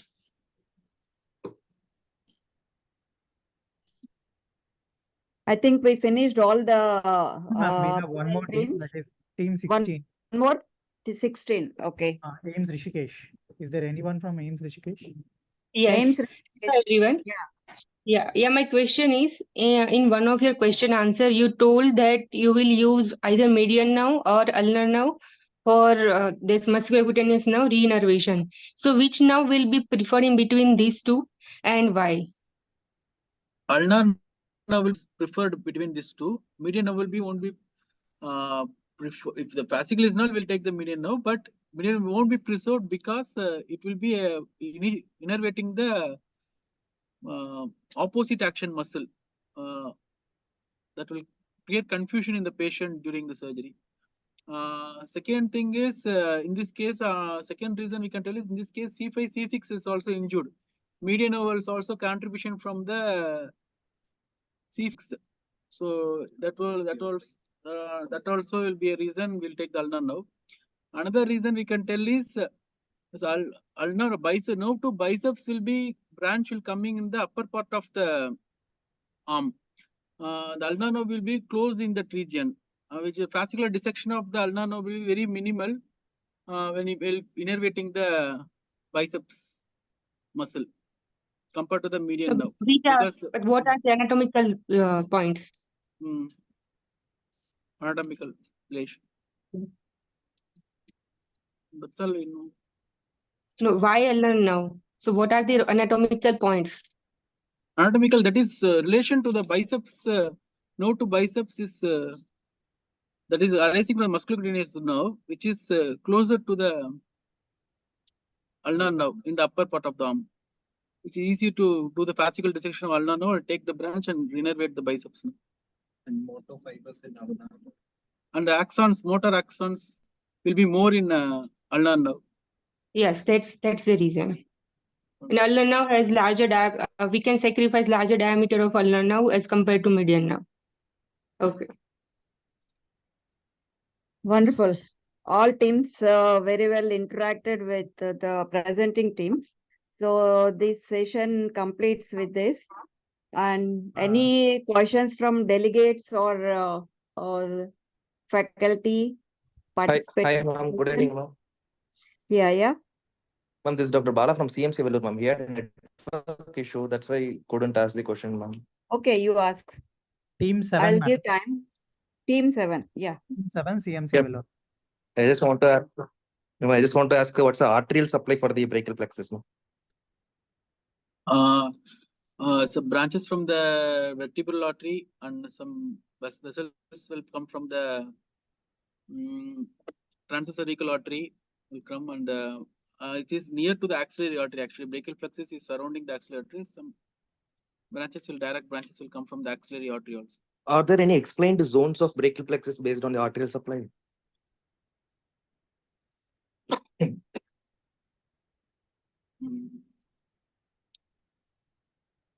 Not sure, sir. Thank you. Not sure. Can you answer this? Yeah, actually, there are 3 zones. From the roots to the proximal trunk. Okay, sir. Second is the distal nerve trunk to the proximal cord. Okay, sir. Third is from the cord to the terminal branches. So first is from the, as you said, it's from the vertebral artery and deep cervical artery. Second is from the subclavian artery. Okay. It can be a direct branch from subclavian or from the dorsal scapular. Okay.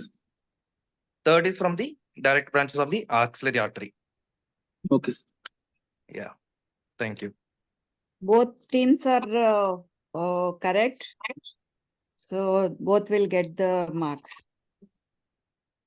What about any other absent teams now available? 13, 14.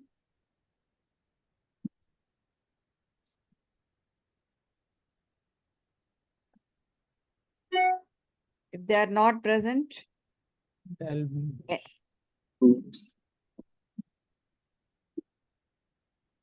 any questions from audience or delegates, other participants?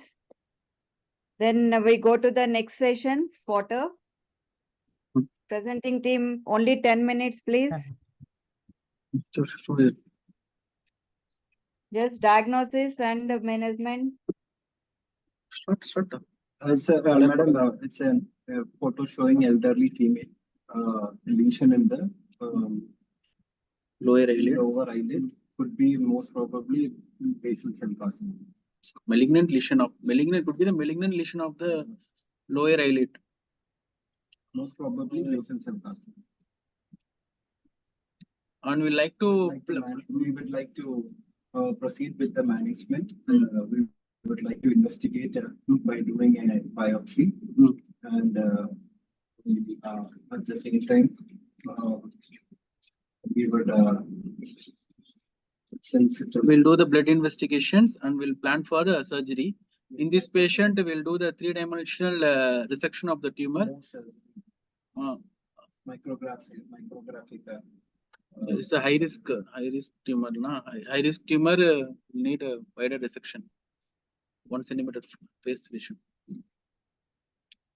It's a lesion will exist in the margin of 1 centimeter because it's in the high region involving the face, and we will excise the tumor, will create the defect which is of involving the inner lining of the lower eyelid and the dorsal plate and also the outer covering.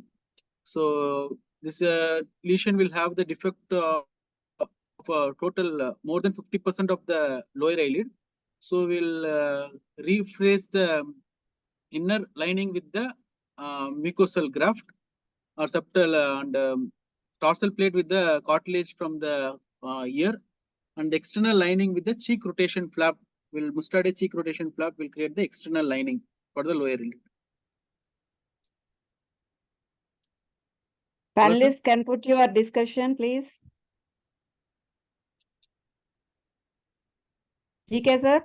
Will you just look at it? Will you get any other specialist opinion before you go ahead with surgery? Because if the pigmentation is there, we have to melanoma, metastatic workup and all we have to do. Any other specialist? Surgical oncology. Will you get something else? The important structure nearby, you need to prove whether it's working well or not. Ophthalmic consultation. Yes, never forget that, please. Okay, you should get an ophthalmic consult. Right. Okay, so now you have said that you're going to do a Mustardase cheek rotation flap, isn't it? Yes, sir. Yeah, that is going to be for the cover. And what did you say for the lining? Lining will one thing we can from the septum we can take along with the septomucosal graft. If not possible, we can do the buccal graft from the buccal line inner lining and the cartilage graft from the ear for the septal reconstruction. What are the principles of eyelid reconstruction? You have to provide the proper closure of the eyelid and replace the anatomical landmarks. And how many lamellae are there? Corneal dry cover should be covered. Cornea should not be exposed. It should be covered. No, the eye should be covered. Well, how many layers are there in the eyelid? You have to reconstruct. Sorry, inner mucosal lining, dorsal plate, and the external cover, sir. Okay. If you break it down into 2 layers, can you break it down into 2 layers? Anterior and the posterior lamina. Anterior and posterior? Laminae. Lamellae. Right. Now, when you talk about reconstruction, why did you say you want to put a graft for the mucosa and a graft for the tarsal support, whereas you want to give a flap for the skin, isn't it? Yes, sir. Can you put a lamella for can you put a buccal mucosal graft and then a tarsal cartilage graft and then a skin graft on top? No. No, sir. Why? There's the cartilage, live tissues only skin graft will work, sir. So you should remember when you're asked about the principles of eyelid reconstruction, the 2 lamellae must be reconstructed, an anterior lamella and posterior lamella, of which one at least should be a vascularized cover. Yes. Right? You got that? Yes, sir. Yes, so one should be a vascularized cover. So you're given the anterior lamella as vascularized cover, posterior lamella you put a graft. So that is accepted, right? Okay. Okay. Now when you're doing a Mustardase cheek rotation flap, what are the problems that you might encounter? One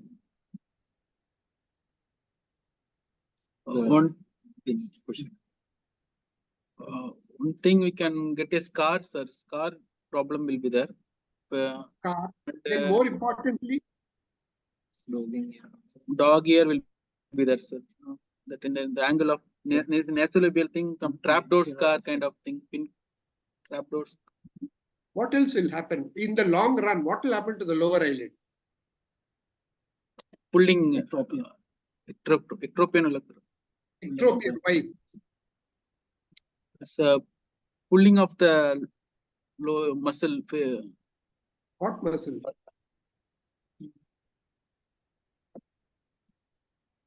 Scar contracture. Scar contracture, anything else, something more simple. The answer is very simple. It Pulling is of the facial muscles. Sir. No, have you done anything? Platisma contraction. Gravity can cause. You took the platisma in your flap? No, sir, not So simple gravity will cause the. Yes, Yeah. gravity. Yes, that is correct. Gravity. Okay? Yes. It'll just drag down due to gravity. Yes, sir. So how do you know you have to expect it and do something? What can you do? We'll do a sling along. Then you're Yes, that is one thing that you can do. The Anything else? quilting sutures. When you're Quilting suturing the sutures. flap, when you're giving the Quilting sutures will control. Quilting sutures? What is quilting sutures? Well, to reduce the space between the to reduce the space and it's fixing the. We can also teach the flap to the psychomus. Can it's the flap. Bony Yes, structure. that is you need.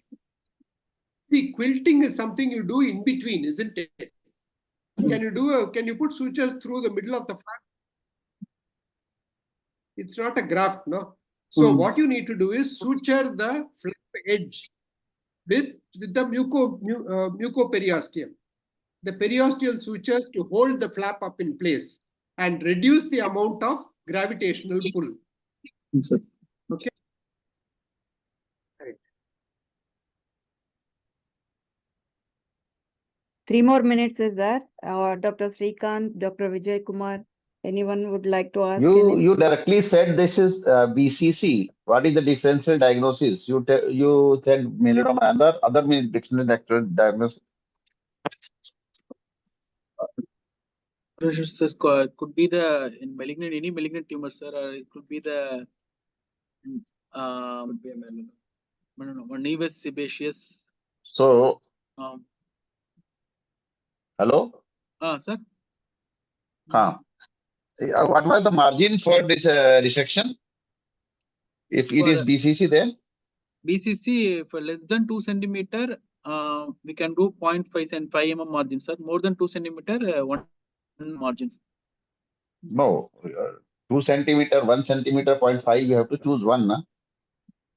Once, so it is in the high-risk area, and also, so the margin will be more than 0.6 mm. We'll take 0.6 mm, 6 mm margins. Okay, usually it is 5 to 6 margin. Okay, and you have said mastotic. What are the types of BCC? And which type of lesion is this? High-risk features like nodular, superficial, commonly are nodular, superficial, and morphiform squamous type and infiltrative type. Sir. Pigmented BCC also is there. Adenoid BCC.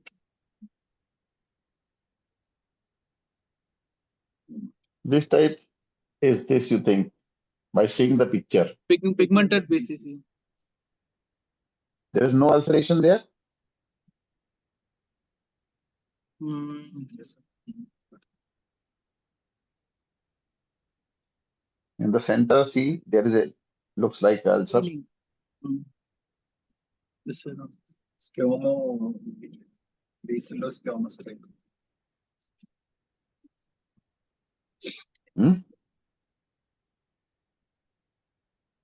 Central ulcer, that is the field fire appearance. Field. Pigmented ulcerative type. What is the peculiarity of BCC? You should know. How will you? Rodent ulcer. No, you have to define. If you have to define in the exams, how will you define Locally this invasive. ulcer? Locally invasive. No, not locally. Yes, you have to squamous cell. You have to say everted edges or this. Beaded edges. Raised Time is beaded over. round edges. Okay. To next spot. Time is over. Next. It's a Quick. this is a 3D CT skull of the patient. I was giving lateral and frontal views. Suggestive of Leaford-2 fracture, sir. Leaford-2 with the depressed frontal bone fracture also there. And this is a nasal bone fracture. It's extending to the inferior orbital rim and it's involving the maxillary bone and it's laterally involving the maxillary buttress sutures, sir. Pterygomaxillary region. And it's a pyramidal shaped bone kind of is fractured. It's a Leaford fracture. I will like to manage this patient in the emergency with first I'll do through the ATLS protocol and we'll secure the airway and we'll shift to other. There is a depressed fracture also in the frontal lobe and we will rule out the intra skull head injury and after that we can take into OT and do the intermaxillary fixation for the proper dental occlusion and patient is very sick, we'll do the intermaxillary fixation and leave it. We'll do it later. But if patient is stable, we can proceed with the maxillary fracture fixations. One plate over the infraorbital rim, other plates over the maxilla to fix the fractures. And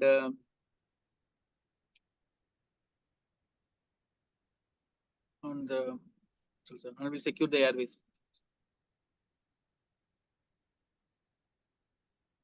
Open for discussion, panelists. How will you classify this fracture? Leaford-1, Leaford-2, Leaford-3. What is this? This is Leaford-2, sir. It's a pyramidal shaped fracture. What is Leaford-4? Leaford-4.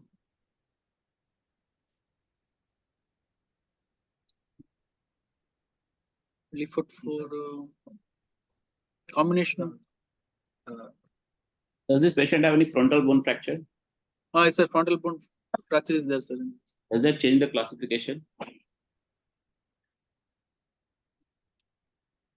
Not sure, sir. Sorry, sir. Do you expect anything important in this patient? You see, there is a fracture which is running to the base of the nose. Okay, that is the nasofrontal disjunction. Frontal disjunction, right? So what do you expect? What important thing are you expecting in this patient? What precaution are you going to take when you are planning for a surgery? CSF rhinorrhea, CSF leak can be there. Ethmoid bone also involved. So what should you take care during the surgery? What should be the intubation thing? How will you intubate the patient? It should be intubation.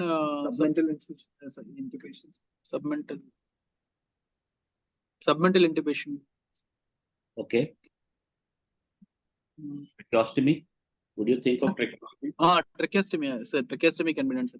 Submental tracheostomy and intubation. Okay.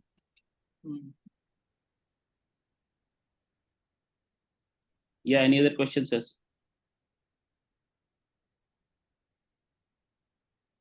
Is there any involvement of nasoethmoidal region? Yes, sir. Nasoethmoidal region is involvement is there, sir. How we are going to manage that? There will be depression.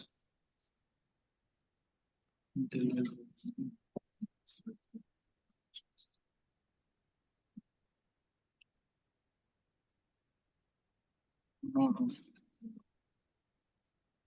Nasoethmoidal. We should take care of that portion will be depressed, na? So, to go inside. You have to take it out. and fix it. And you have to contact your neurosurgeon also, because Yes, sir. depressed frontal bone and they are in that region. There may be a CSF leak. Yes, sir. Yes, sir. You have to be careful. Yes, sir. So how will you approach these fractures? What will be the approach? Incision. Incisions for the maxillary region fracture, we can fix it with the infraorbital incision, sir, and the infraorbital region, and also vestibular, maxillary vestibular, upper gingival sulcus also we can approach, and we can do the incision in the coronal incision, and also we can. No, you can do many things. What are you going to do in this patient? How are you going to fix the nasofrontal junction? Is there any laceration? The history part is important in this patient. This is a quarter. If there is any laceration, we'll do the same laceration. We'll open. There is no laceration. Yeah, so you have to be prepared for bicoronal incision. Bicoronal incision. Correct. Yes, sir. The other thing is what do you expect in the post-operative? What complication do you expect in post-operative period? Patient may have a severe infection, cerebral infection can occur. Okay. We can have to give him antibiotics and airway to monitor the airway monitoring, and CSF leak also should be monitored, sir. There is fracture on both the orbital floor area. How are you going to take care? Then ophthalmic evaluation also to be done, and continuous intraocular pressure should be measured. There is any, we have to release the pressure, sir. So what is the complication that you expect if you have a bilateral infraorbital floor fracture? Orbital You warn the patient about something? diplopia and correct. So will you do anything for the floor also? there's a floor infraorbital rim must be fixed with the plate. So floor you won't be doing anything. You know why the diplopia? Why is there a diplopia after doing everything, all the fixation done? Why do these patients have diplopia? Can have diplopia, not in all patients. The entrapment of the muscle, sir. Inferior rectus muscle. And that the can edema, be one. Edema can. The eyeball may, because the floor is gone, the eyeball may get displaced downwards. Okay, and that may be the cause of diplopia. So you need to reconstruct the floor. Herniation of orbital fat. So you need to reconstruct the floor as well. You put either a titanium mesh or a bone graft. Okay. So beforehand, you need to know how much the fracture is. If it's a big defect, then you need to put a titanium mesh to take care of that diplopia part. Okay. Okay, sir.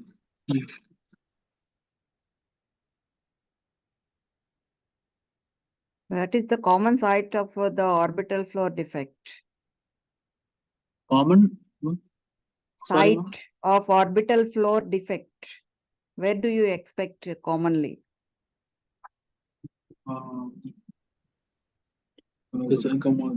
Zygoma and intraorbital rim. The floor and medial Floor and wall. lateral part of the medial wall.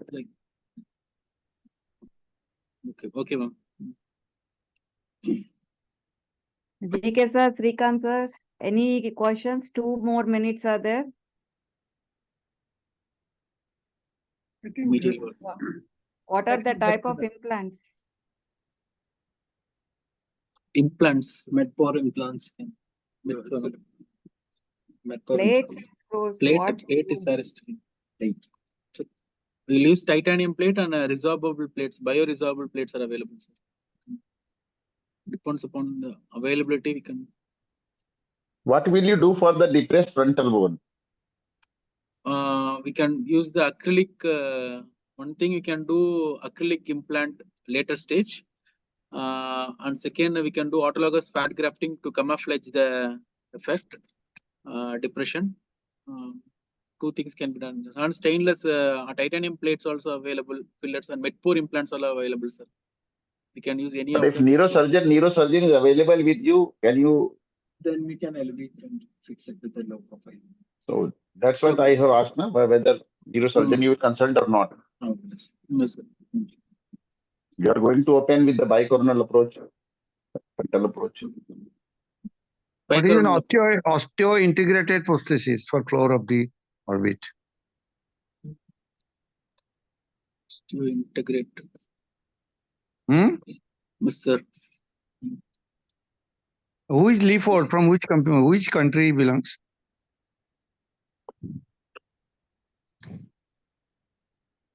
France? France, Italy? Time is over. Don't know. France. France. Okay, fine. Right. Measures. What is this? It's a stainless steel skin graft measure, sir, with the parts describing on it's a plate for keeping the measure. One is the marking, one is the It's a carrier. One is carrier. the Carrier. And two is the stainless steel mesh, right? And three is the roller. To do the measure roller is there, and this is used mainly for expanding the mesh grafts meshes 1:1, 1:2, 1:3 ratio, and it will be helpful in the covering the large defects, when the donor area is very small. We can expand the graft and helping. Mostly we'll do in the post burns and post traumatic raw areas. Can do. And availability of the donor. What are the uses? Yes, sir. It describes the name based parts and uses.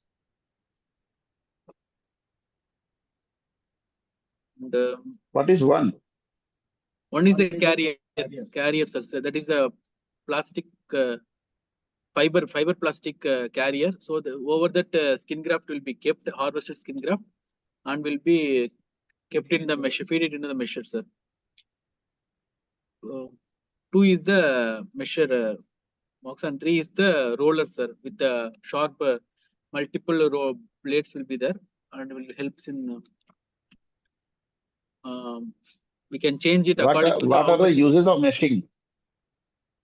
Meshing, it helps you in the preventing the seromot occur and increase the graft uptake, and also helps in the increase the surface area of the skin graft available. Yes, sir.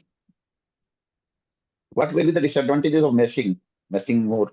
Scarring will be a Swiss cheese pattern of scarring at the time of healing, sir.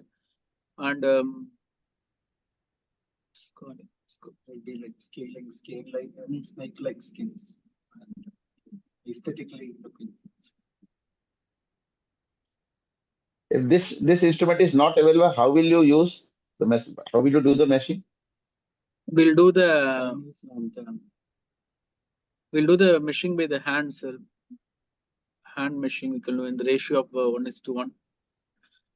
No, you cannot do meshing with the hand. You can have to use the number 11 blade. Number 11 blade will use and do hand. Sir. Number 11 will turn the graft now, to which are the parts? Yeah, now which are the parts in this apparatus that are moving? Ratchets are moving. That roller kind of thing. That handle will be, we'll push the handle down, sir. Above, push the handle down. And that central rolling part will be there, sir. That will be moving, sir. And the carrier also will move out to someone else. The carrier also will be carrier on the opposite side. Yes. So what does the roller do? It rolls, whereas the carrier advances. Now, how will you decide what is going to be your meshing ratio? It depends upon the requirement of the raw area to be covered. No. What part of this instrument decides what is the ratio mesh you will get? The roller blade, sir. Roller blade. Is it roller blade? Roller blade and the some knob adjustments will be there on the sides. Roller blade. Have you used it? Yes. We have a little advanced. Okay, now you said you want to use this to get an expanded graft, isn't it? Yes, sir. Yeah. Supposing the raw area is very large, even by meshing, you cannot get an expanded graft. What is the other technique that you can use? Pixel grafting can be done. And anything else? What did you say? Pixel grafting. Stamp graft, pixel grafting. Meek grafting. What is meek grafting? It is the you have to make a small harvest of graft, and you have to, that is a special disc kind of thing will be, sir. You have to put that skin graft into that, and then you have to press in that hydraulic kind of pressing machine. And there's some voice system. Some voice.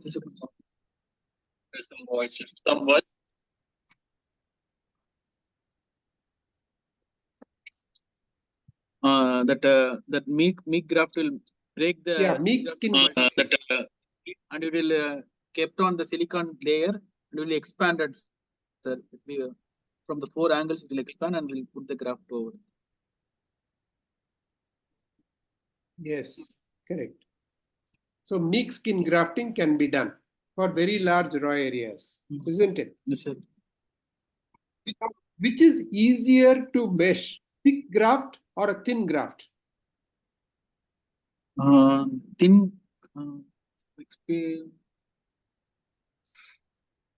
Not so thin also will be difficult to measure. It will be should be an intermediate thickness, sir. Not so thin and not so thick, sir. Should not have. What will happen with a very thin graft? What will happen if When you use a very thin graft for it will meshing? tear up, sir. Very thick graft, if you mesh na, it won't expand as much as expected. Yes, correct. Correct. Voice disturbance. Now,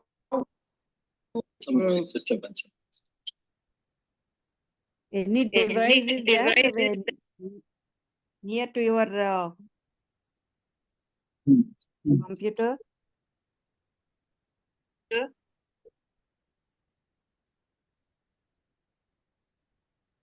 No, Please no, answer. sir. We don't have any device. Okay.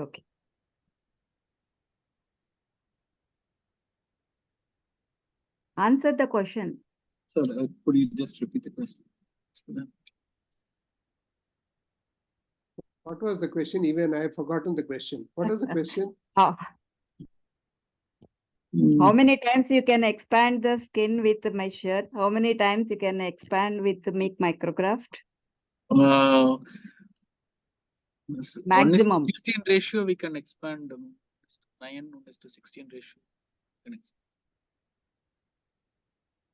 1:6 with the measure, 1:10 with the meek micrograft. Okay. And the carrier is the one which decides what is the ratio, how many times, because the carrier has to be changed. What is the advancement in the measure now? Electronic measures are available. No.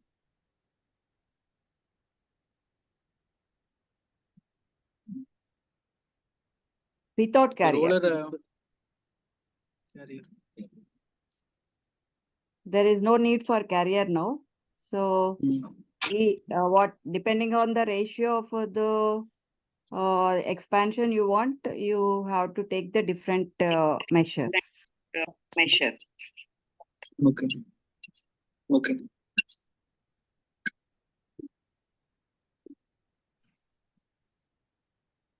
So 1 more minute is there for measure. What is the cobblestone appearance? It will be seen in the field area of the mesh graph. What is the raw area? Because of the multiple holes in meshing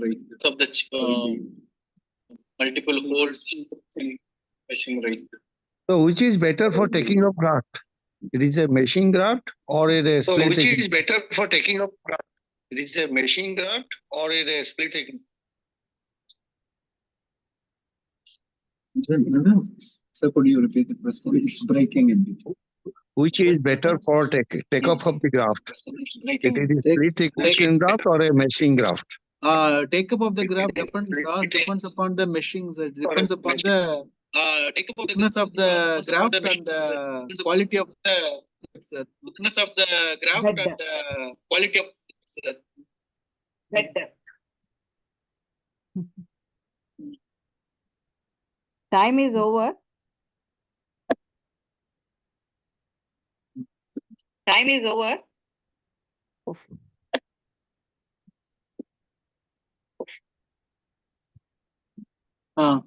It is the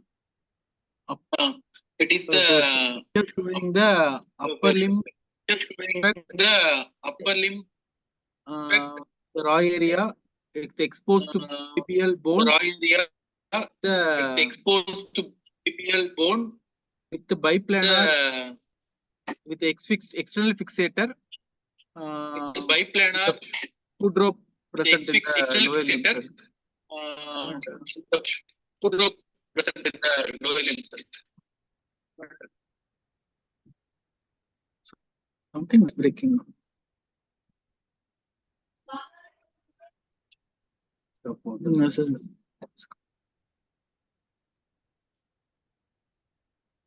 So we plan it's the upper limb defect with the exposed to bone of What the investigations you will?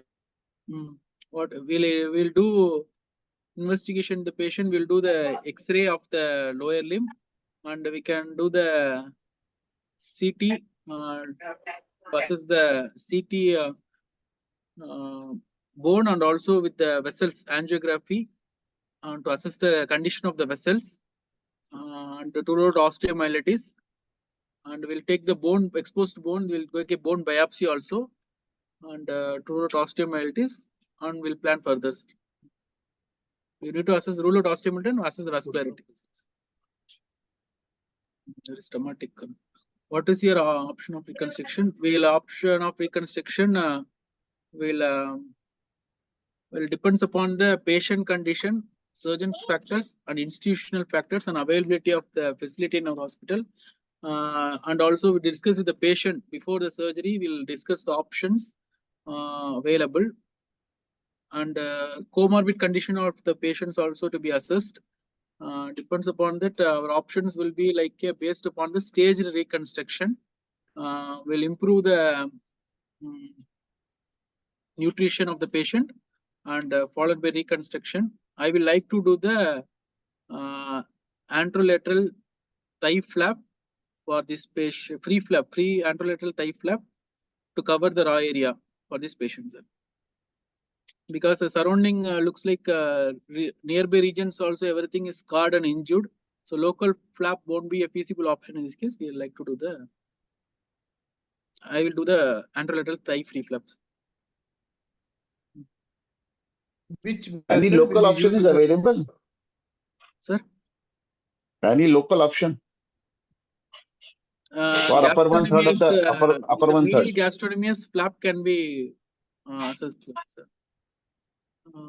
We can try, but in that region X-fix is there, and posterior region of the skin also we are not sure about that. Depends on the picture, can tell it's pre-flap reconstruction. Local flap will be able to do, medial gastrocnemius flap can be taken. Any other local options you can think of?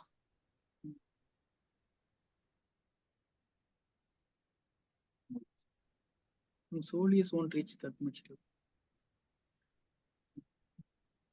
Anything in the sural artery flap, not reverse sural, from the medial sural artery based sural artery flap can be bring it to the place. any flap from the thigh? We can do reverse ALT flap also we can try, sir. But in that region, that around the skin also, knee region, there is injury is there. But in that case, the perforators of the reverse ALT will be affected, sir. That won't be also. That will be a precarious option. I think Karthikeyan sir has already asked which vessel are you going to use for this anastomosis of your, if suppose you are doing a free flap? We will do the branches of the popliteal artery, only median sural vessel and lateral sural vessels we can use and do the anastomosis, sir. That you will get easily. If not, the vessels we are not getting, we can directly anastomosis to the main vessel, main vein, sir. Main popliteal artery, main. You think you will get these vessels very easily? With this scarring and all those things, you think it is easy to get the vessels over here? In this region, posterior region, sir, we should put the portion in the lateral position and we'll expose the vessels in the popliteal region, sir. And we'll take the control of the popliteal artery and the popliteal vein, and we'll identify the sural artery, and if any branch is available from the popliteal artery and popliteal vein, we can anastomosis the branches. If it is not able to identify because of any injury, we can directly anastomosis to the main vessels. Here we won't get it, sir. We have to put the. What is the problem in anastomosing to the main? Yeah, what is the problem in anastomosing to the main popliteal artery? That we have to take the control ischemia chance or thrombosis if occurs, there is a chance of distal blood supply also will affect. So we have the close monitoring of the patient, and we also apparenize the patient to prevent the thrombosis at the anastomotic site, sir. Now here you are doing a very different procedure of opening in the popliteal region. Who has described this technique? Described technique of opening in the popliteal region and exposing the vessels and using a vessel for anastomosis. Who described this approach?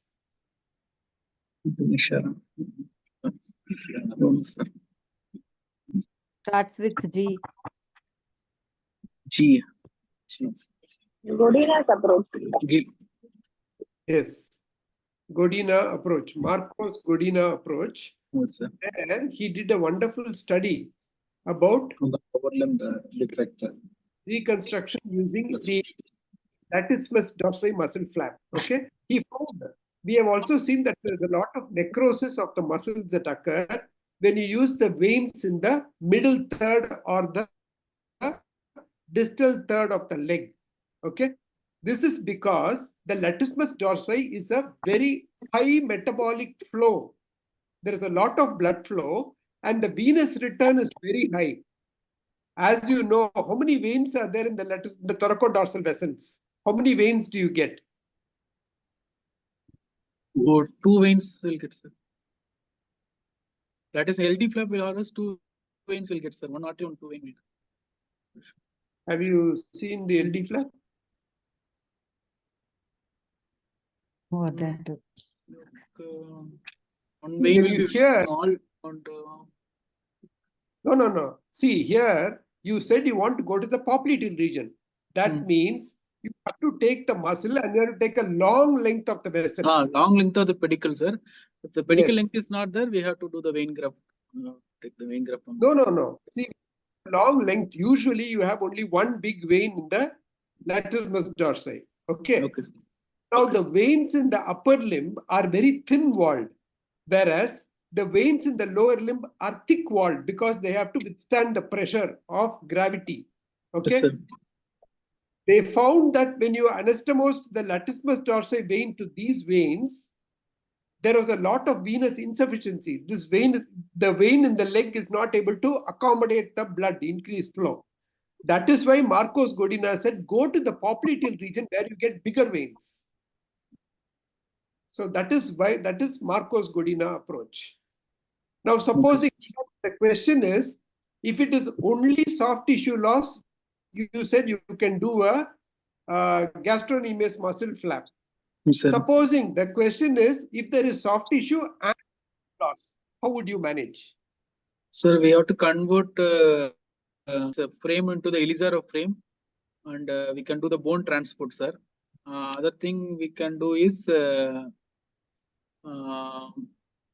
we can do the is a defect is very small. We can do the alveolar bone graft or a free bone graft. Alveolar bone graft. What is that? Not, sir. That's that fibula. From fibula, we can take small growth and fill the space. No.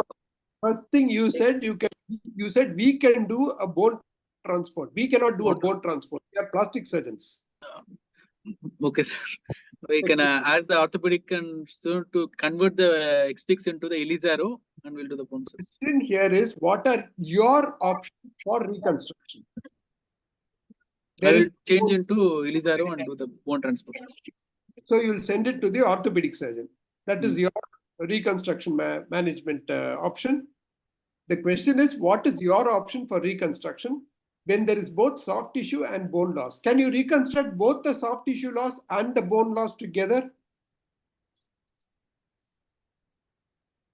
Prefibula flap. Yes. So the question you have to ask, what is going to be, you're going to plan it according to what is the length of bone loss? What is the amount of bone loss? Yes, sir. Small bone loss less than 4 centimeters, you will refer it to your colleague. You give the skin cover. Now, you said your first management was ALT flap, isn't it? Free ALT flap. Yes, sir.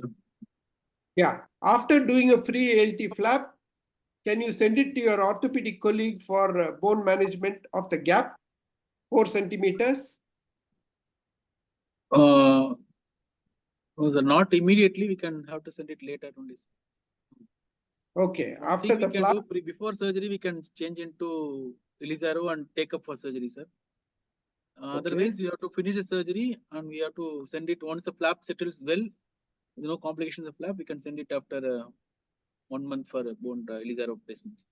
Supposing there is a bone gap of 6 centimeters there and a skin loss, can you think of any flap cover now? 6 centimeters, the skin was free fibula bone graft conversion. Free fibula conversion. Free fibula, please be specific in what Free you're saying. fibula osteomyocutaneous flaps. Why osteomyocutaneous flap? What muscle do you want there? We'll take along with the FHL, sir. FHL muscle will take along with that bone, sir. Why do you want the FHL? To help, it will cover the bone, sir. It will, and also helps in covering the surrounding tissues beneath the muscle. You can cover the bone. Okay, so you have the option of a free fibular osteocutaneous or myocutaneous flap, isn't it? Yes, sir. Right. To interrupt, time. Time is over, sir. Yes. Okay, go to next one. Counseling. Tell something here. Diagnosis group 2. According to Nagpur classification, it's a group 2 cleft palate. Will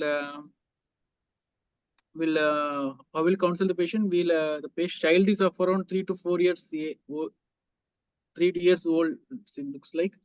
So we'll counsel the parents regarding the what is the requirement for the child, and we'll tell the parents about the need of the surgery and about the what is the speech therapy needed after surgery, and what are the diet should be advised after surgery. We should all counseling should be pre-op counseling will be given, and what is the pros and cons of surgery, and what is the pros and cons of not doing the surgery should also be explained, and management plan.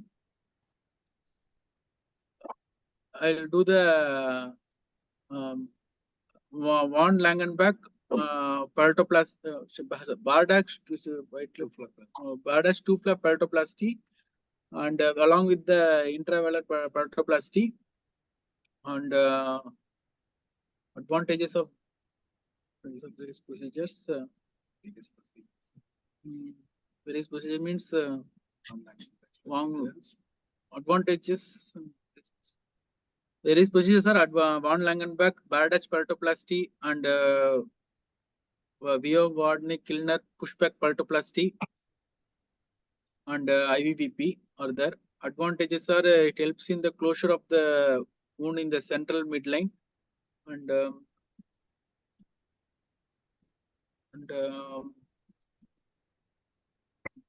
then will the dissection of the flap in the submucoperiosteal plane. The Bardax will have the two flap. All the anterior connection will be cut. Only it is based upon the greater palatine vessels.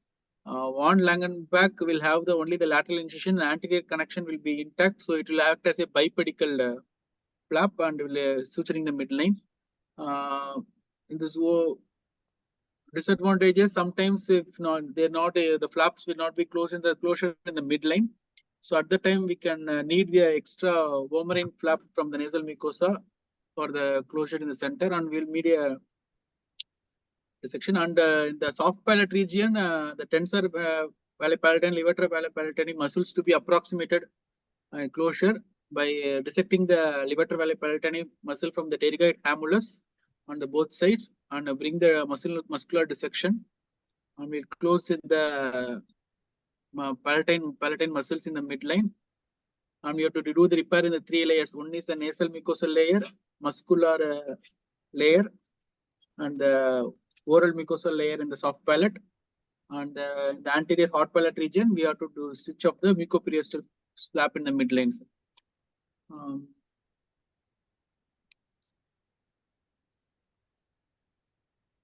Sir, can I ask a question on behalf of the parents?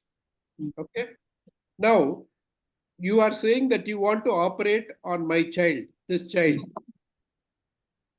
After this surgery, will my daughter be able to speak normally? No, sir. First, we have to do the pre-op speech evaluation, and we have to assess what are the difficulties the child is facing and what they're expecting from the mother, and we can counsel after the surgery. It won't immediately improve. We have to give the speech therapy, and continuous speech evaluation should be given, sir, to the child and parents also, to teach the child in the home regarding the speech therapy, and it will improve in the gradual process. Doctor, you have said that there is a gap in the palate, and you said you're going to repair it. After repairing it, why should the child's speech not become normal? Why do you think it will not become normal? By the brain plasticity, sir. Something else. Don't go into brain plasticity and confuse me. Tell me something that is more simple. What causes normal speech? Pharyngeal insufficiency, sir, as already said. Yeah, so what can you do? Why do you have to explain that to the parents, isn't it? You have to do the nasoendoscopy, and that will be after. The question I'm asking is, as a parent, I'm going to ask you, the parents will ask these questions. Why will my daughter's speech not become normal after closing this gap? Closure of the door posterior. Yes. Posterior pharynx is not adequate. Why is it not adequate? Because the palate is short, sir, compared. Correct. It's pulled up, isn't it? So what you're doing is, what your palatoplasty is trying to bring it back. So that is why it's called a pushback palatoplasty, isn't it? Yes, sir. But still, it may not be enough. So that is when you have talked about the valipalatine insufficiency. Supposing you said that this girl's speech may not be normal. Suppose I come back after 1 year and say, look, after therapy, speech therapy, it has not improved. Can you do something? Pharyngeal flap can be done, sir, to increase the closure of that pharynx, decrease the pharyngeal flap can be done, and we can lengthen the palate length by Murari Mukherjee flap can lengthen it, and we can use better lengthening procedures with the flap cover can, or pharyngoplasty can be done. Yes, so you want to do some procedure to make the speech normal, even if I come back after 1 year. Now, supposing this girl grows up to 16 years of age, will there be any deformity that is seen outside? Will she look normal, or will there be some difference? Maxillary growth will be affected, sir. It will be some retracted maxilla can occur. Dentalveolar. Why is that going to be affected? You have sutured the bone, you have sutured the gap, you have closed the gap. Why should there be a normal growth pattern is affected, sir. The growing child, it will pull the muscles, and the pulling will prevent the scarring will prevent the expansion of the maxilla. Yes. So now you are telling me that at 16 years of age, this child will have a maxillary retrusion. Can you do something now to prevent that maxillary retrusion from occurring?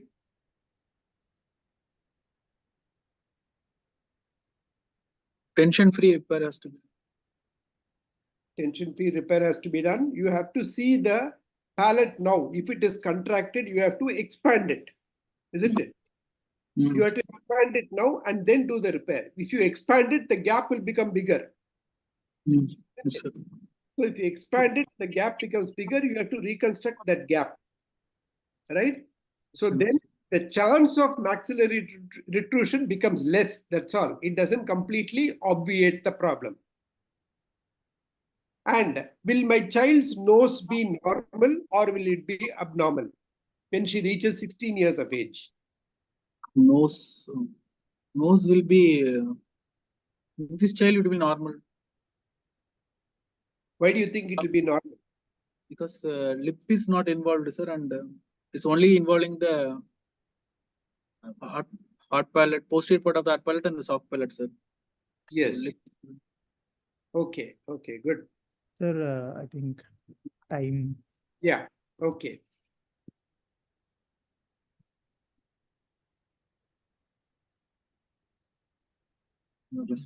Documentation. How will you document all the aspects? How will you document all the aspects related to this injury? Sir, we will document when the patient receives an emergency. We'll document the patient in the emergency room. I'll ask the patient to do what are the movements can be done. And video documentation of the movements and the documentation of the injuries. And we have to do the sensory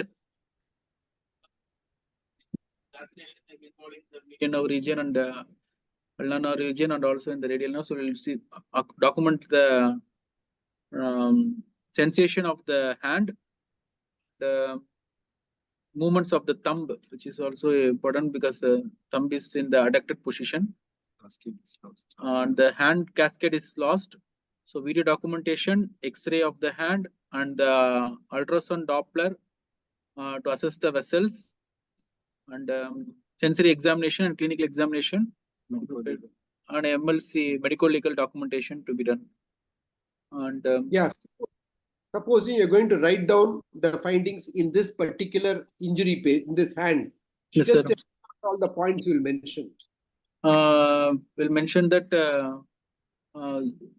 zone of flexor is 1, 2, zone 5, 3, zone 5 flexor tendon flexor tendon injury over the flexor aspect, and the thumb extends are T4, T3 level of the thumb extensor injury, and we'll mention, sir, and the normal. You said zone 5 injury. To which tendons do you think are injured? Flexor tendons of the hands. One TS, FDP, FPL can also be injured, sir. No. You're being very vague. If you say, you can't say flexor tendons of the hand. You should say flexor tendons. Which flexor tendons? Middle for dust, FCR yes. as FDS of the index and middle fingers. FDS of the middle and index fingers. Okay. FDS, FDP also the index and the middle. Okay. Then extend the thumb. That is extension EPL could be lost in the thumb, sir. Extension is some abductor thing, is there? And yes. And there is a claw hand, ulnar claw hand could be ulnar nerve injury kind of. That ulnar claw hand won't appear immediate trauma. That is. Wait, stop. What? Who said that? Ulnar claw hand will not appear immediately. Who said that? How long Can does appear? Can appear, sir. No. Please get this sorted out now. Ulnar claw will appear after how many days or how many years?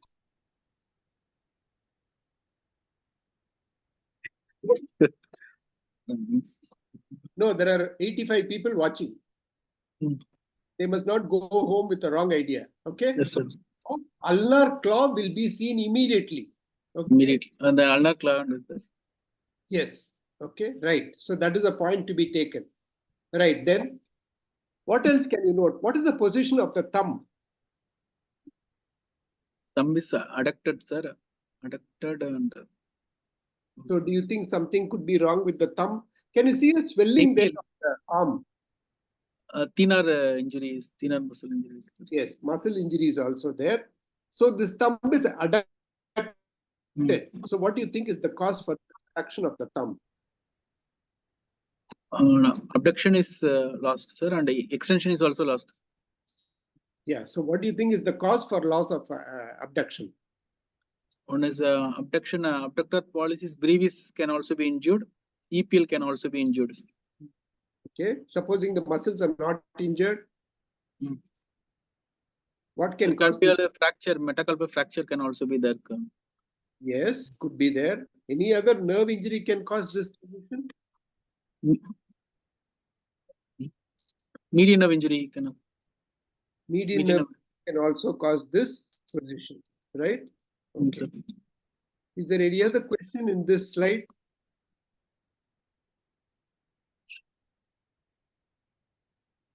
I think it's just documentation of the different aspects of the injury, right? Okay.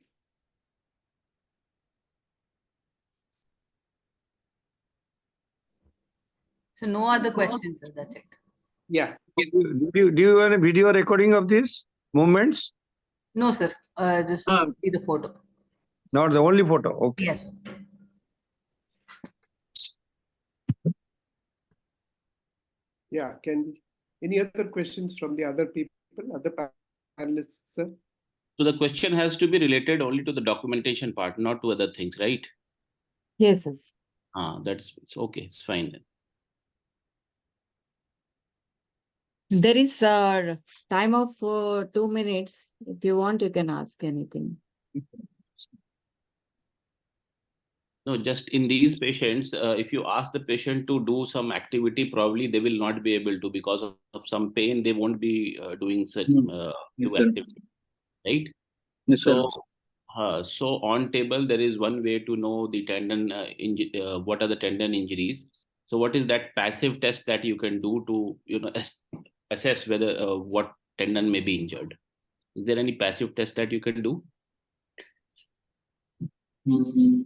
So active test means you ask the patient to do the activities and you whatever is missing, you reduce from that. This action is moving. Is there any passive test? Yeah. Yes, sir. We can assess the forearm, and we can see. We can assess the joints movements. Any the flexor tendon is injured. If we move, we can't feel any resistance in the finger, sir. On the injured side. We'll press on the. Yeah, and we can see the movement. It's called the squeeze test, where you squeeze on the forearm muscles, okay, and then when you squeeze, all the tendons which are intact will have movements, and those which are not intact will remain like that. So that is one of the tests which you can do to diagnose the injured structures. What is the incisions that you are going to give in this patient for exploration? Incision. We'll connect this forearm incision. We'll connect both incision and we'll extend in the extension. One extension on the end of the incision on the radial side, another extension on the ulnar side, sir, proximally.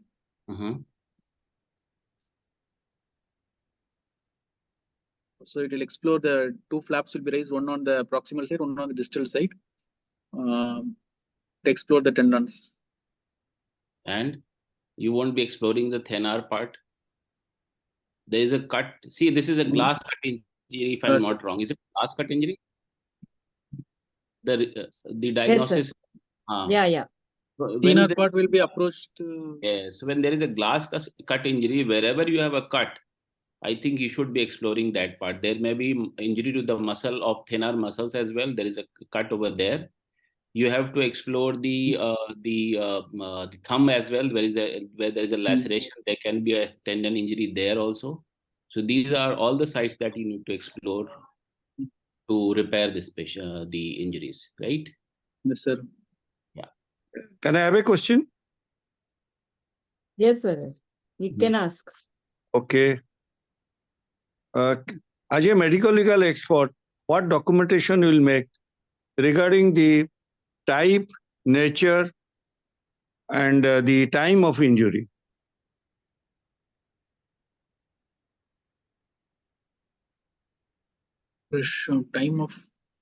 Time, nature, and type of injury. And if you are asked more, it is a homicidal or accidental or it is suicidal.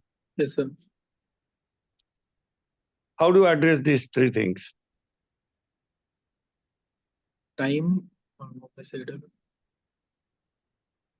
You have to give a gross opinion, your medical legal opinion. You are seeing first time as a plastic surgeon. Sir, depends upon the which hand is injured. No. You have to give the timing. As in, when you write the injury report as a primary surgeon, if you have seen it, you have to give a timing of this is the time, at least 2 to 4 hours or 5 to 6 hours, whatever timing you have to give. Then type, it is an incise cord lacerated. That also you have to give. Okay, sir. Okay. Then nature of injury or etiology of the injury, or it is a homicidal or a suicidal or accidental. This will be a medical legal report. It will go to the court of law and you will be called for giving verbally evidence and As well as your documentation. Okay? Okay. it's a simple or grievous injury also you have to Yeah, do. right. And X-ray should be compulsory. Okay. Yes, sir. Yes. So these are the things you have to make in a documentation apart from the clinical findings. Ma'am, So we can. All sessions are over. There are no questions in the chat box. So the preliminary contest of team 2 is over. So now we have come to the very nice presentation and very good answering. I congratulate the team 2, JIPMAR PGs. Panelist session, GK sir, would you like to share your screen? I think I've already given the video to the organizers to play. Okay. In 1 minute. Rohit. One minute, ma'am. Yeah. That's the presentation. Yeah, that's sir, always presentation will have audio. No. This time it's not. No, audio. sir. Not recorded. Yeah. Sir. Now, as far as this session is gone, I think the 2 candidates have answered very well. Team 2 from JIPMAR. I think we must give them a good hand because they have answered all the questions from all the expert panel, and then they have also answered the questions from their counterparts also. That is very difficult because those people are out to gun. At least we are asking quite benignly. They are asking quite malignantly.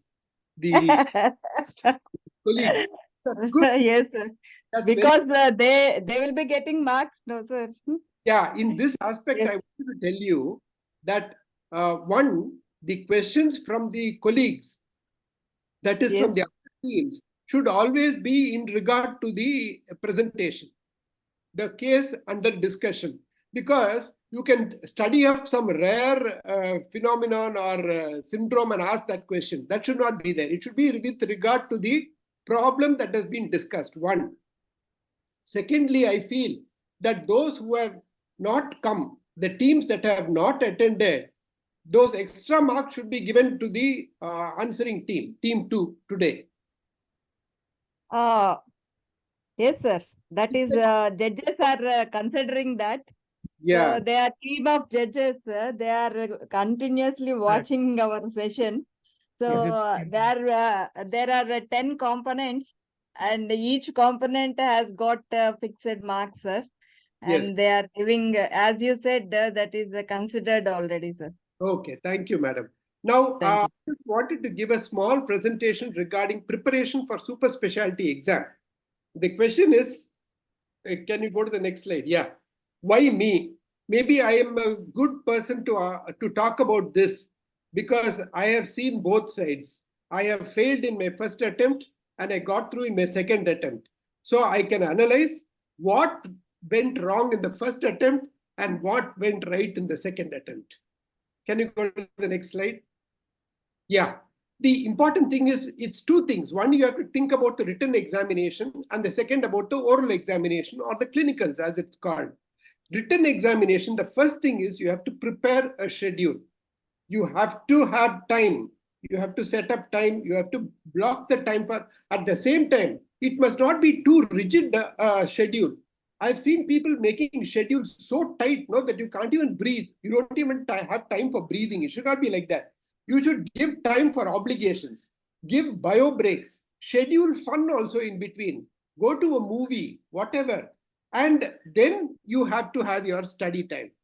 Only then it will be a balanced time. You can't have everything or only proteins or only carbohydrates. You should have a mix of everything. Only then this schedule will work. Next slide.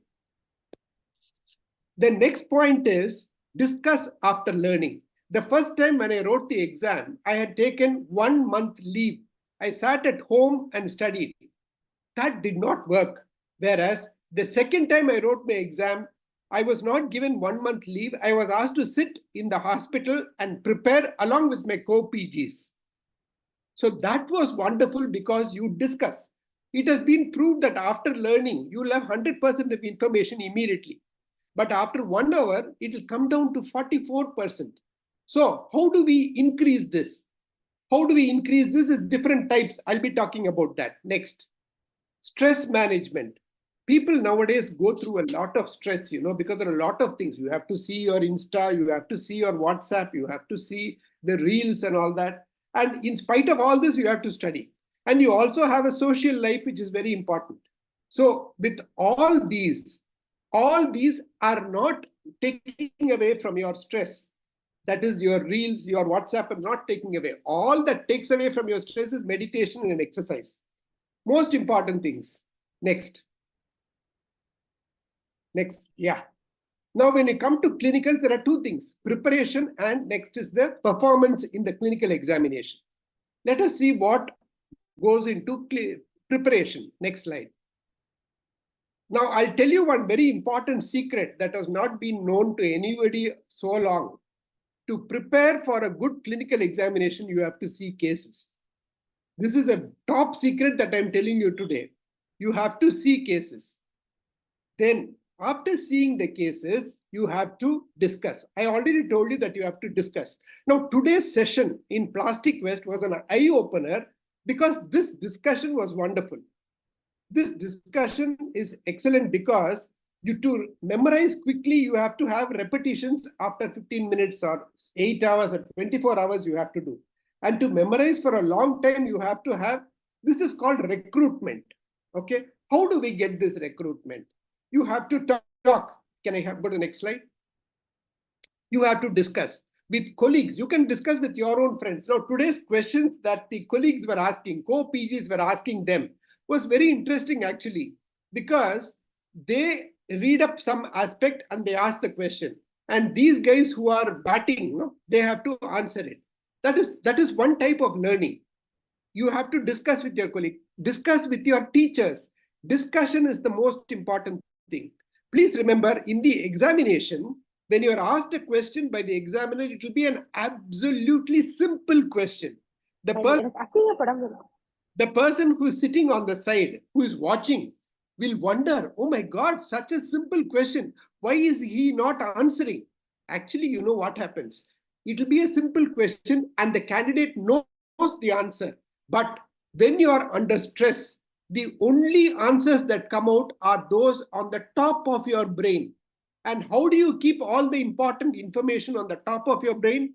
By discussion. And that is called recruitment. The information keeps coming up and it sits on the top. So when the question is asked, immediately the answer will go, right? So only discussion will bring about this. You can talk with your teachers, you can talk with your juniors.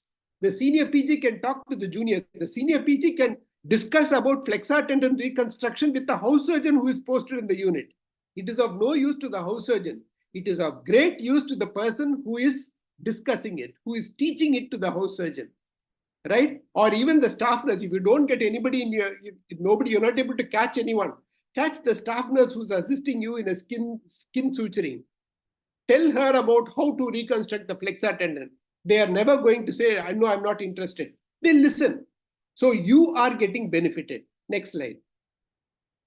Performance. In the examination, one thing I've noted is students, in a enthusiastic fire, they immediately answer the question.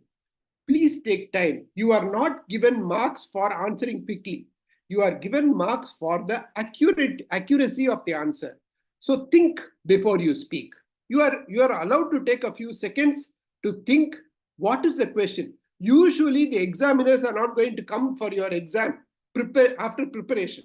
They come just like that and they'll ask you very simple questions. All you need to do, the problem is we think that they're going to ask complicated questions. It is not so. So all you have to do is think what they are asking and answer. Next slide. And when you make a statement, try to defend it. Don't immediately jump across the floor and go to say, yes, what you're saying is right. Try to defend, because you are going to think an answer. So when you are making an informed answer, you have to try to defend it. But if you find that you're absolutely wrong, next slide. Of course, you're going to have other procedures. Options must be ready. And next, you're going to demonstrate three things. Competence, next slide, next, safety and ethics. When you're going to talk about previous slide. Yeah. Now, when you're talking about competence, when I'm asked a flap cover, for instance, today the question was, what flap will you do for the upper third defect in the leg, isn't it? So they talked about the anterolateral thigh flap. So now we need to, if they have seen the flap, they have assisted in the flap, they'll be able to confidently answer it. So that talks about their competence. Second is safety. When you're making a plan, it should be safe for the patient. That is very important. You can't say some rare procedure, I'm going to do a parascapular flap. If you're going to say that, it is not good, because you have not done it and you are compromising the safety of the patient.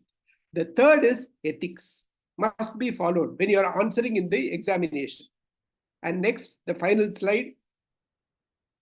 When you make mistakes, I told you, when you make a gaffe, when you make a mistake, don't try to cover it up. The examiners can see through it. So just accept it gracefully and keep going with the flow. You will definitely succeed in your exams. All the best. Thank you. Thank you, sir. Wonderful presentation and good guidance for the PGs. PGs, anybody wants to ask any questions or clarify your doubts?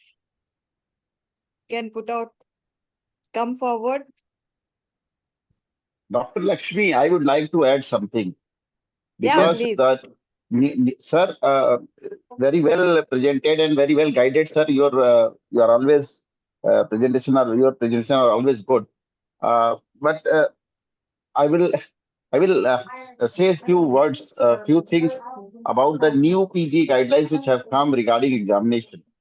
They have said, the NMC has said that there will be one long case and 2 short cases and 4 theory papers. And out of 4 theory papers, they are saying that you have to pass in each paper will be of 100 marks and you have to score 200 marks and at least 40% marks in each paper. So if a candidate scores in less than 40% in any of the theory, he fails in the theory. One. Then they have added one thing. They have said one long case, 2 short cases, then OSCE type of things, the practical, then radiology, then histology, then the pathology, and then instruments. And they have also said there will be a viva on the thesis that is made compulsory. 5% of the practical examination has to be viva, which of the thesis and thesis or dissertation that has to be conducted by external examiner, and 20 marks will be of those thesis work.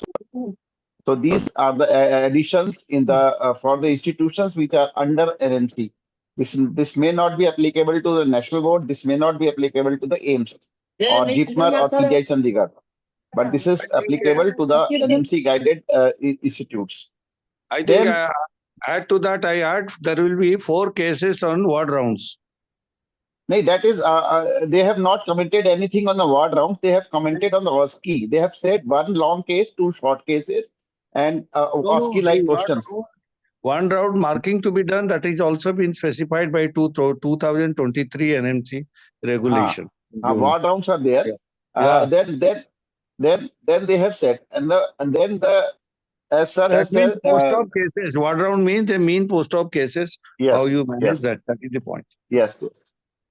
Then you get long cases. You should prepare the list of long cases. What tentative long cases you get? Oral malignancy, leg cases, or PVC neck. These are the important 3 cases which you get. And all the PGs should rehearse among themselves. Exam going batch should talk among themselves and discuss the cases in the evening after the rounds. And they should, as sir has said, they should keep talking. When you talk and you come out, you say, then your knowledge goes at spinal level. As in the exams, you are at spinal level, your brain stops working. Whatever you have seen, and also always answer whatever you have seen in the 3 years training. Don't jump into the books or internet knowledge. Just say whatever you have seen or whatever you read in your standard textbooks. So that will help you. And your internal examiners are there to help you when you say something which you have seen. And external will ask, the internal will say, yes, we do that. So always say whatever you have seen in 3 years training, and don't be afraid, and discuss whatever GK sir has said as usual. Thank you. Thank you, sir. We have a video presentation by Brajesh sir, Manendra Brajesh sir. So if you allow me, can I run the video, sir? Yeah, sure. Go ahead. Okay, sir. Thank you. So this video has got a voiceover, so I think everything is well explained. If there is any question, we can take it in the end of the presentation.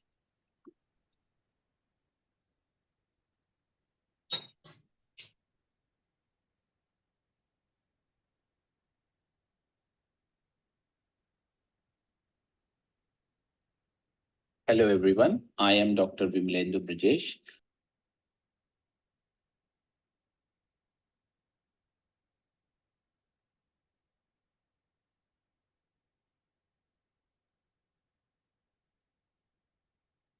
The video has stopped.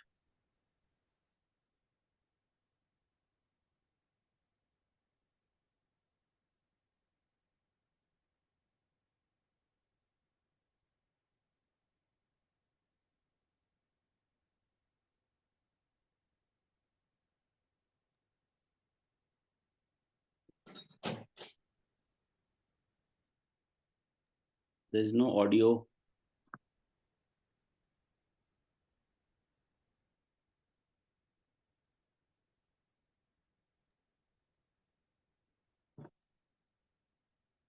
Organizers, please note there is no audio.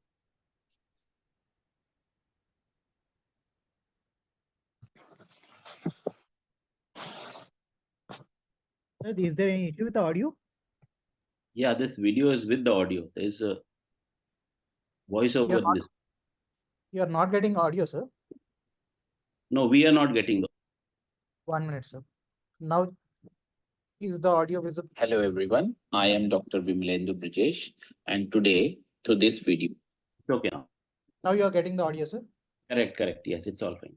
Okay, fine. I'm going to navigate you through the different key and important steps of the exploration of brachial plexus.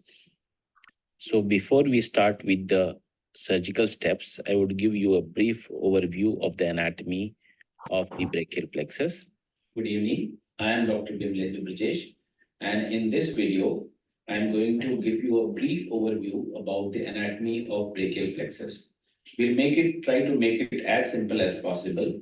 As you know, the brachial plexus consists of two terms. One is the brachial and the other is plexus. And the word brachial comes from brachium, which means the arm. And plexus is a complex of nerves. So basically, it's a complex interaction of different nerves which actually go and supply the upper limb. So let us look at the 3D model of this brachial plexus. If you see, the initial part of the brachial plexus is quite simple. It arises from the spinal cord and specifically from the root C5, C6, C7, 8, and D1. All these 5 nerve roots join to form the plexus. And initially, as you can see, the C5 and C6 nerve root join to form the upper trunk. The C7 nerve root does not join any root and continues as a middle trunk, whereas the C8 and T1 then join to form the lower trunk of the nerves. So let us watch it from the anterior part. See, this was the upper trunk, this was the middle trunk and the lower trunk. Now the upper trunk, middle trunk and the lower trunk, all 3 of them divided into anterior and the posterior division. The upper trunk, anterior and posterior division, middle trunk, anterior and the posterior division, and the lower trunk, anterior and the posterior division.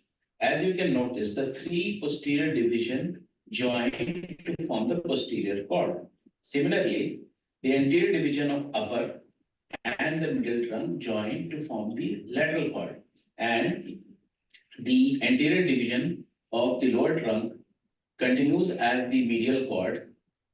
And with that, we conclude the basic information about the anatomy of brachial plexus, and we proceed to the various key steps of the brachial plexus exploration. So first and foremost, we start with the positioning of the patient. The patient is positioned in a supine position with the neck in extension and rotated to the opposite side. The various landmark structures are marked with the marking pen. You can see that the chest, the neck part, and the entire involved limb, in this case, the left upper limb draped, has been prepped and draped. Now coming to the landmarks and in the incisions. So in supraclavicular incision, there are 2 landmark structures which needs to be considered. One is the sternocleidomastoid and the second is the clavicle. So we do the surface marking of the sternocleidomastoid and the clavicle, and the incision is placed parallel to the clavicle 1.5 centimeter above it. Sometimes, most of the time, this is simple incision. Simple incision is sufficient enough to explore the brachial plexus, particularly when there is upper brachial post-ganglionic injury. However, where there is a proximal level injury, in such situations, the incision is extended along the posterior border of the sternocleidomastoid so that the exposure becomes better and the proximal dissection of the brachial plexus becomes much easier. The second part is the infraclavicular incision. So in this, the important landmarks are the pectoralis major muscle and the deltoid. And you can notice that the junction between the pectoralis major and the deltoid, which can be easily palpated, the incision goes the deltoid muscle and the pectoral muscle known as the deltopectoral groove. And the incision line is given as shown. The third important part is the infiltration. So I usually infiltrate the incision line with adrenaline solution and do not add any local anesthetic agent because we want to stimulate the nerve. So only hemostatic adrenaline solution diluted to a level of 1 in 3 lakhs is injected along the suture line. Next is the exploration. So I usually inject before painting and dripping so that by the time you start with the incision, the hemostasis is taken care of. Then we start with brachial plexus exploration. And in this case, I'll be showing this right brachial plexus exploration. So doing the brachial plexus exploration, different planes are raised to reach the brachial plexus. The first plane is the myocutaneous plane, as can be seen in this video. And the second plane is the plane of superficial vein and the cutaneous nerve. So here, as you can see, this is the external jugular vein and the supraclavicular nerves. Now, in some situations, if any sensory neurotization is not required, then the supraclavicular nerve can be preserved. However, in some situations where, in cases of panbrachial plexopathy, sensory restoration can be done by using this supraclavicular nerve, used as a sensory input to the median nerve. The third is the fat plane, where we raise the fat in the form of a flap, superior base flap. And then we come to the plane where the transverse cervical vessels and the omohyoid muscle lies. This plane is very important because the transverse cervical vessels need to be ligated properly. And otherwise, if there is injury to the vessel, then the field becomes quite messy.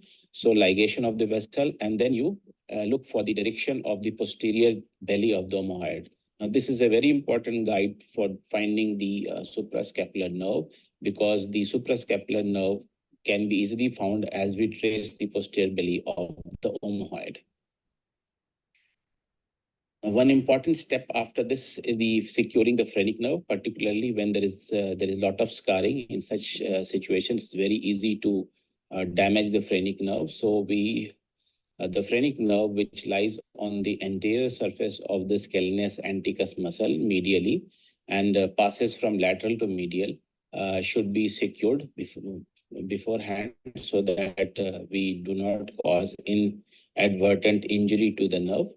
Here, as you can see, we are stimulating the phrenic nerve to see its integrity and then, take care of it. Now we are into the plane where the main action is.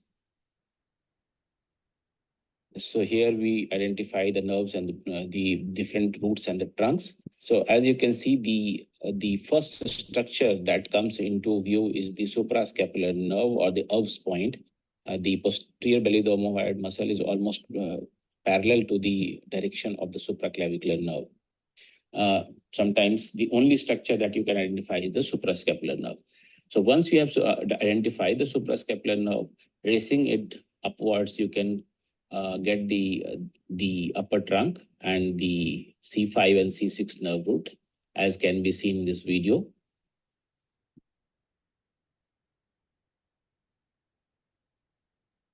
Now here I will be running a small video in which I will be demonstrating the Erb's point. And this is the point which is also known as the Erb's point, which is formed by the joining of these nerves. So here, as you can see, this is the C5, this is C6, then the suprascapular nerve, the anterior and posterior division of the upper trunk. Now all these 6 junction of these nerves is known as the Erb's point. At this very point is the suprascapular nerve, which originates and supplies the supraspinatus and the infraspinatus muscle.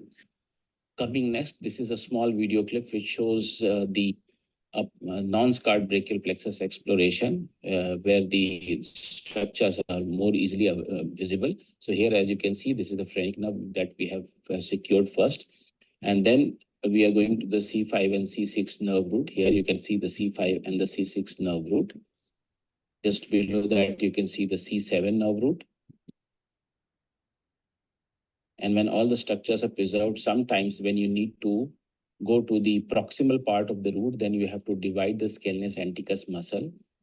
And then only you can explore the proximal part of the root, and because as you can see, the scalenus anticus muscle obscures the proximal part of the root. So if you have to explore the proximal part, then you need to divide the scalenus anticus muscle, and that is exactly what we are doing here.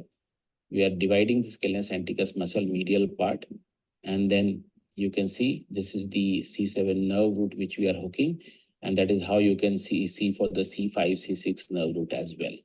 Now, once the supraclavicular exploration is complete, then we move on for the infraclavicular exploration. Sometimes you may see that because of dense scarring, it is very difficult to identify the structures in the supraclavicular region, and you may only be able to identify either the suprascapular nerve or one or two of the roots.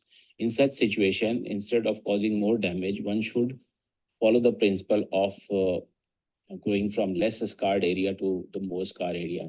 And that is where the importance of infraclavicular exposure lies. So as we have already mentioned, the incision line is given between trellis major deltoid muscle in the deltopectoral groove. The incision is deepened, and where you can find the cephalic vein. Try to best preserve the cephalic vein. After that, we divide the pectoralis major muscle.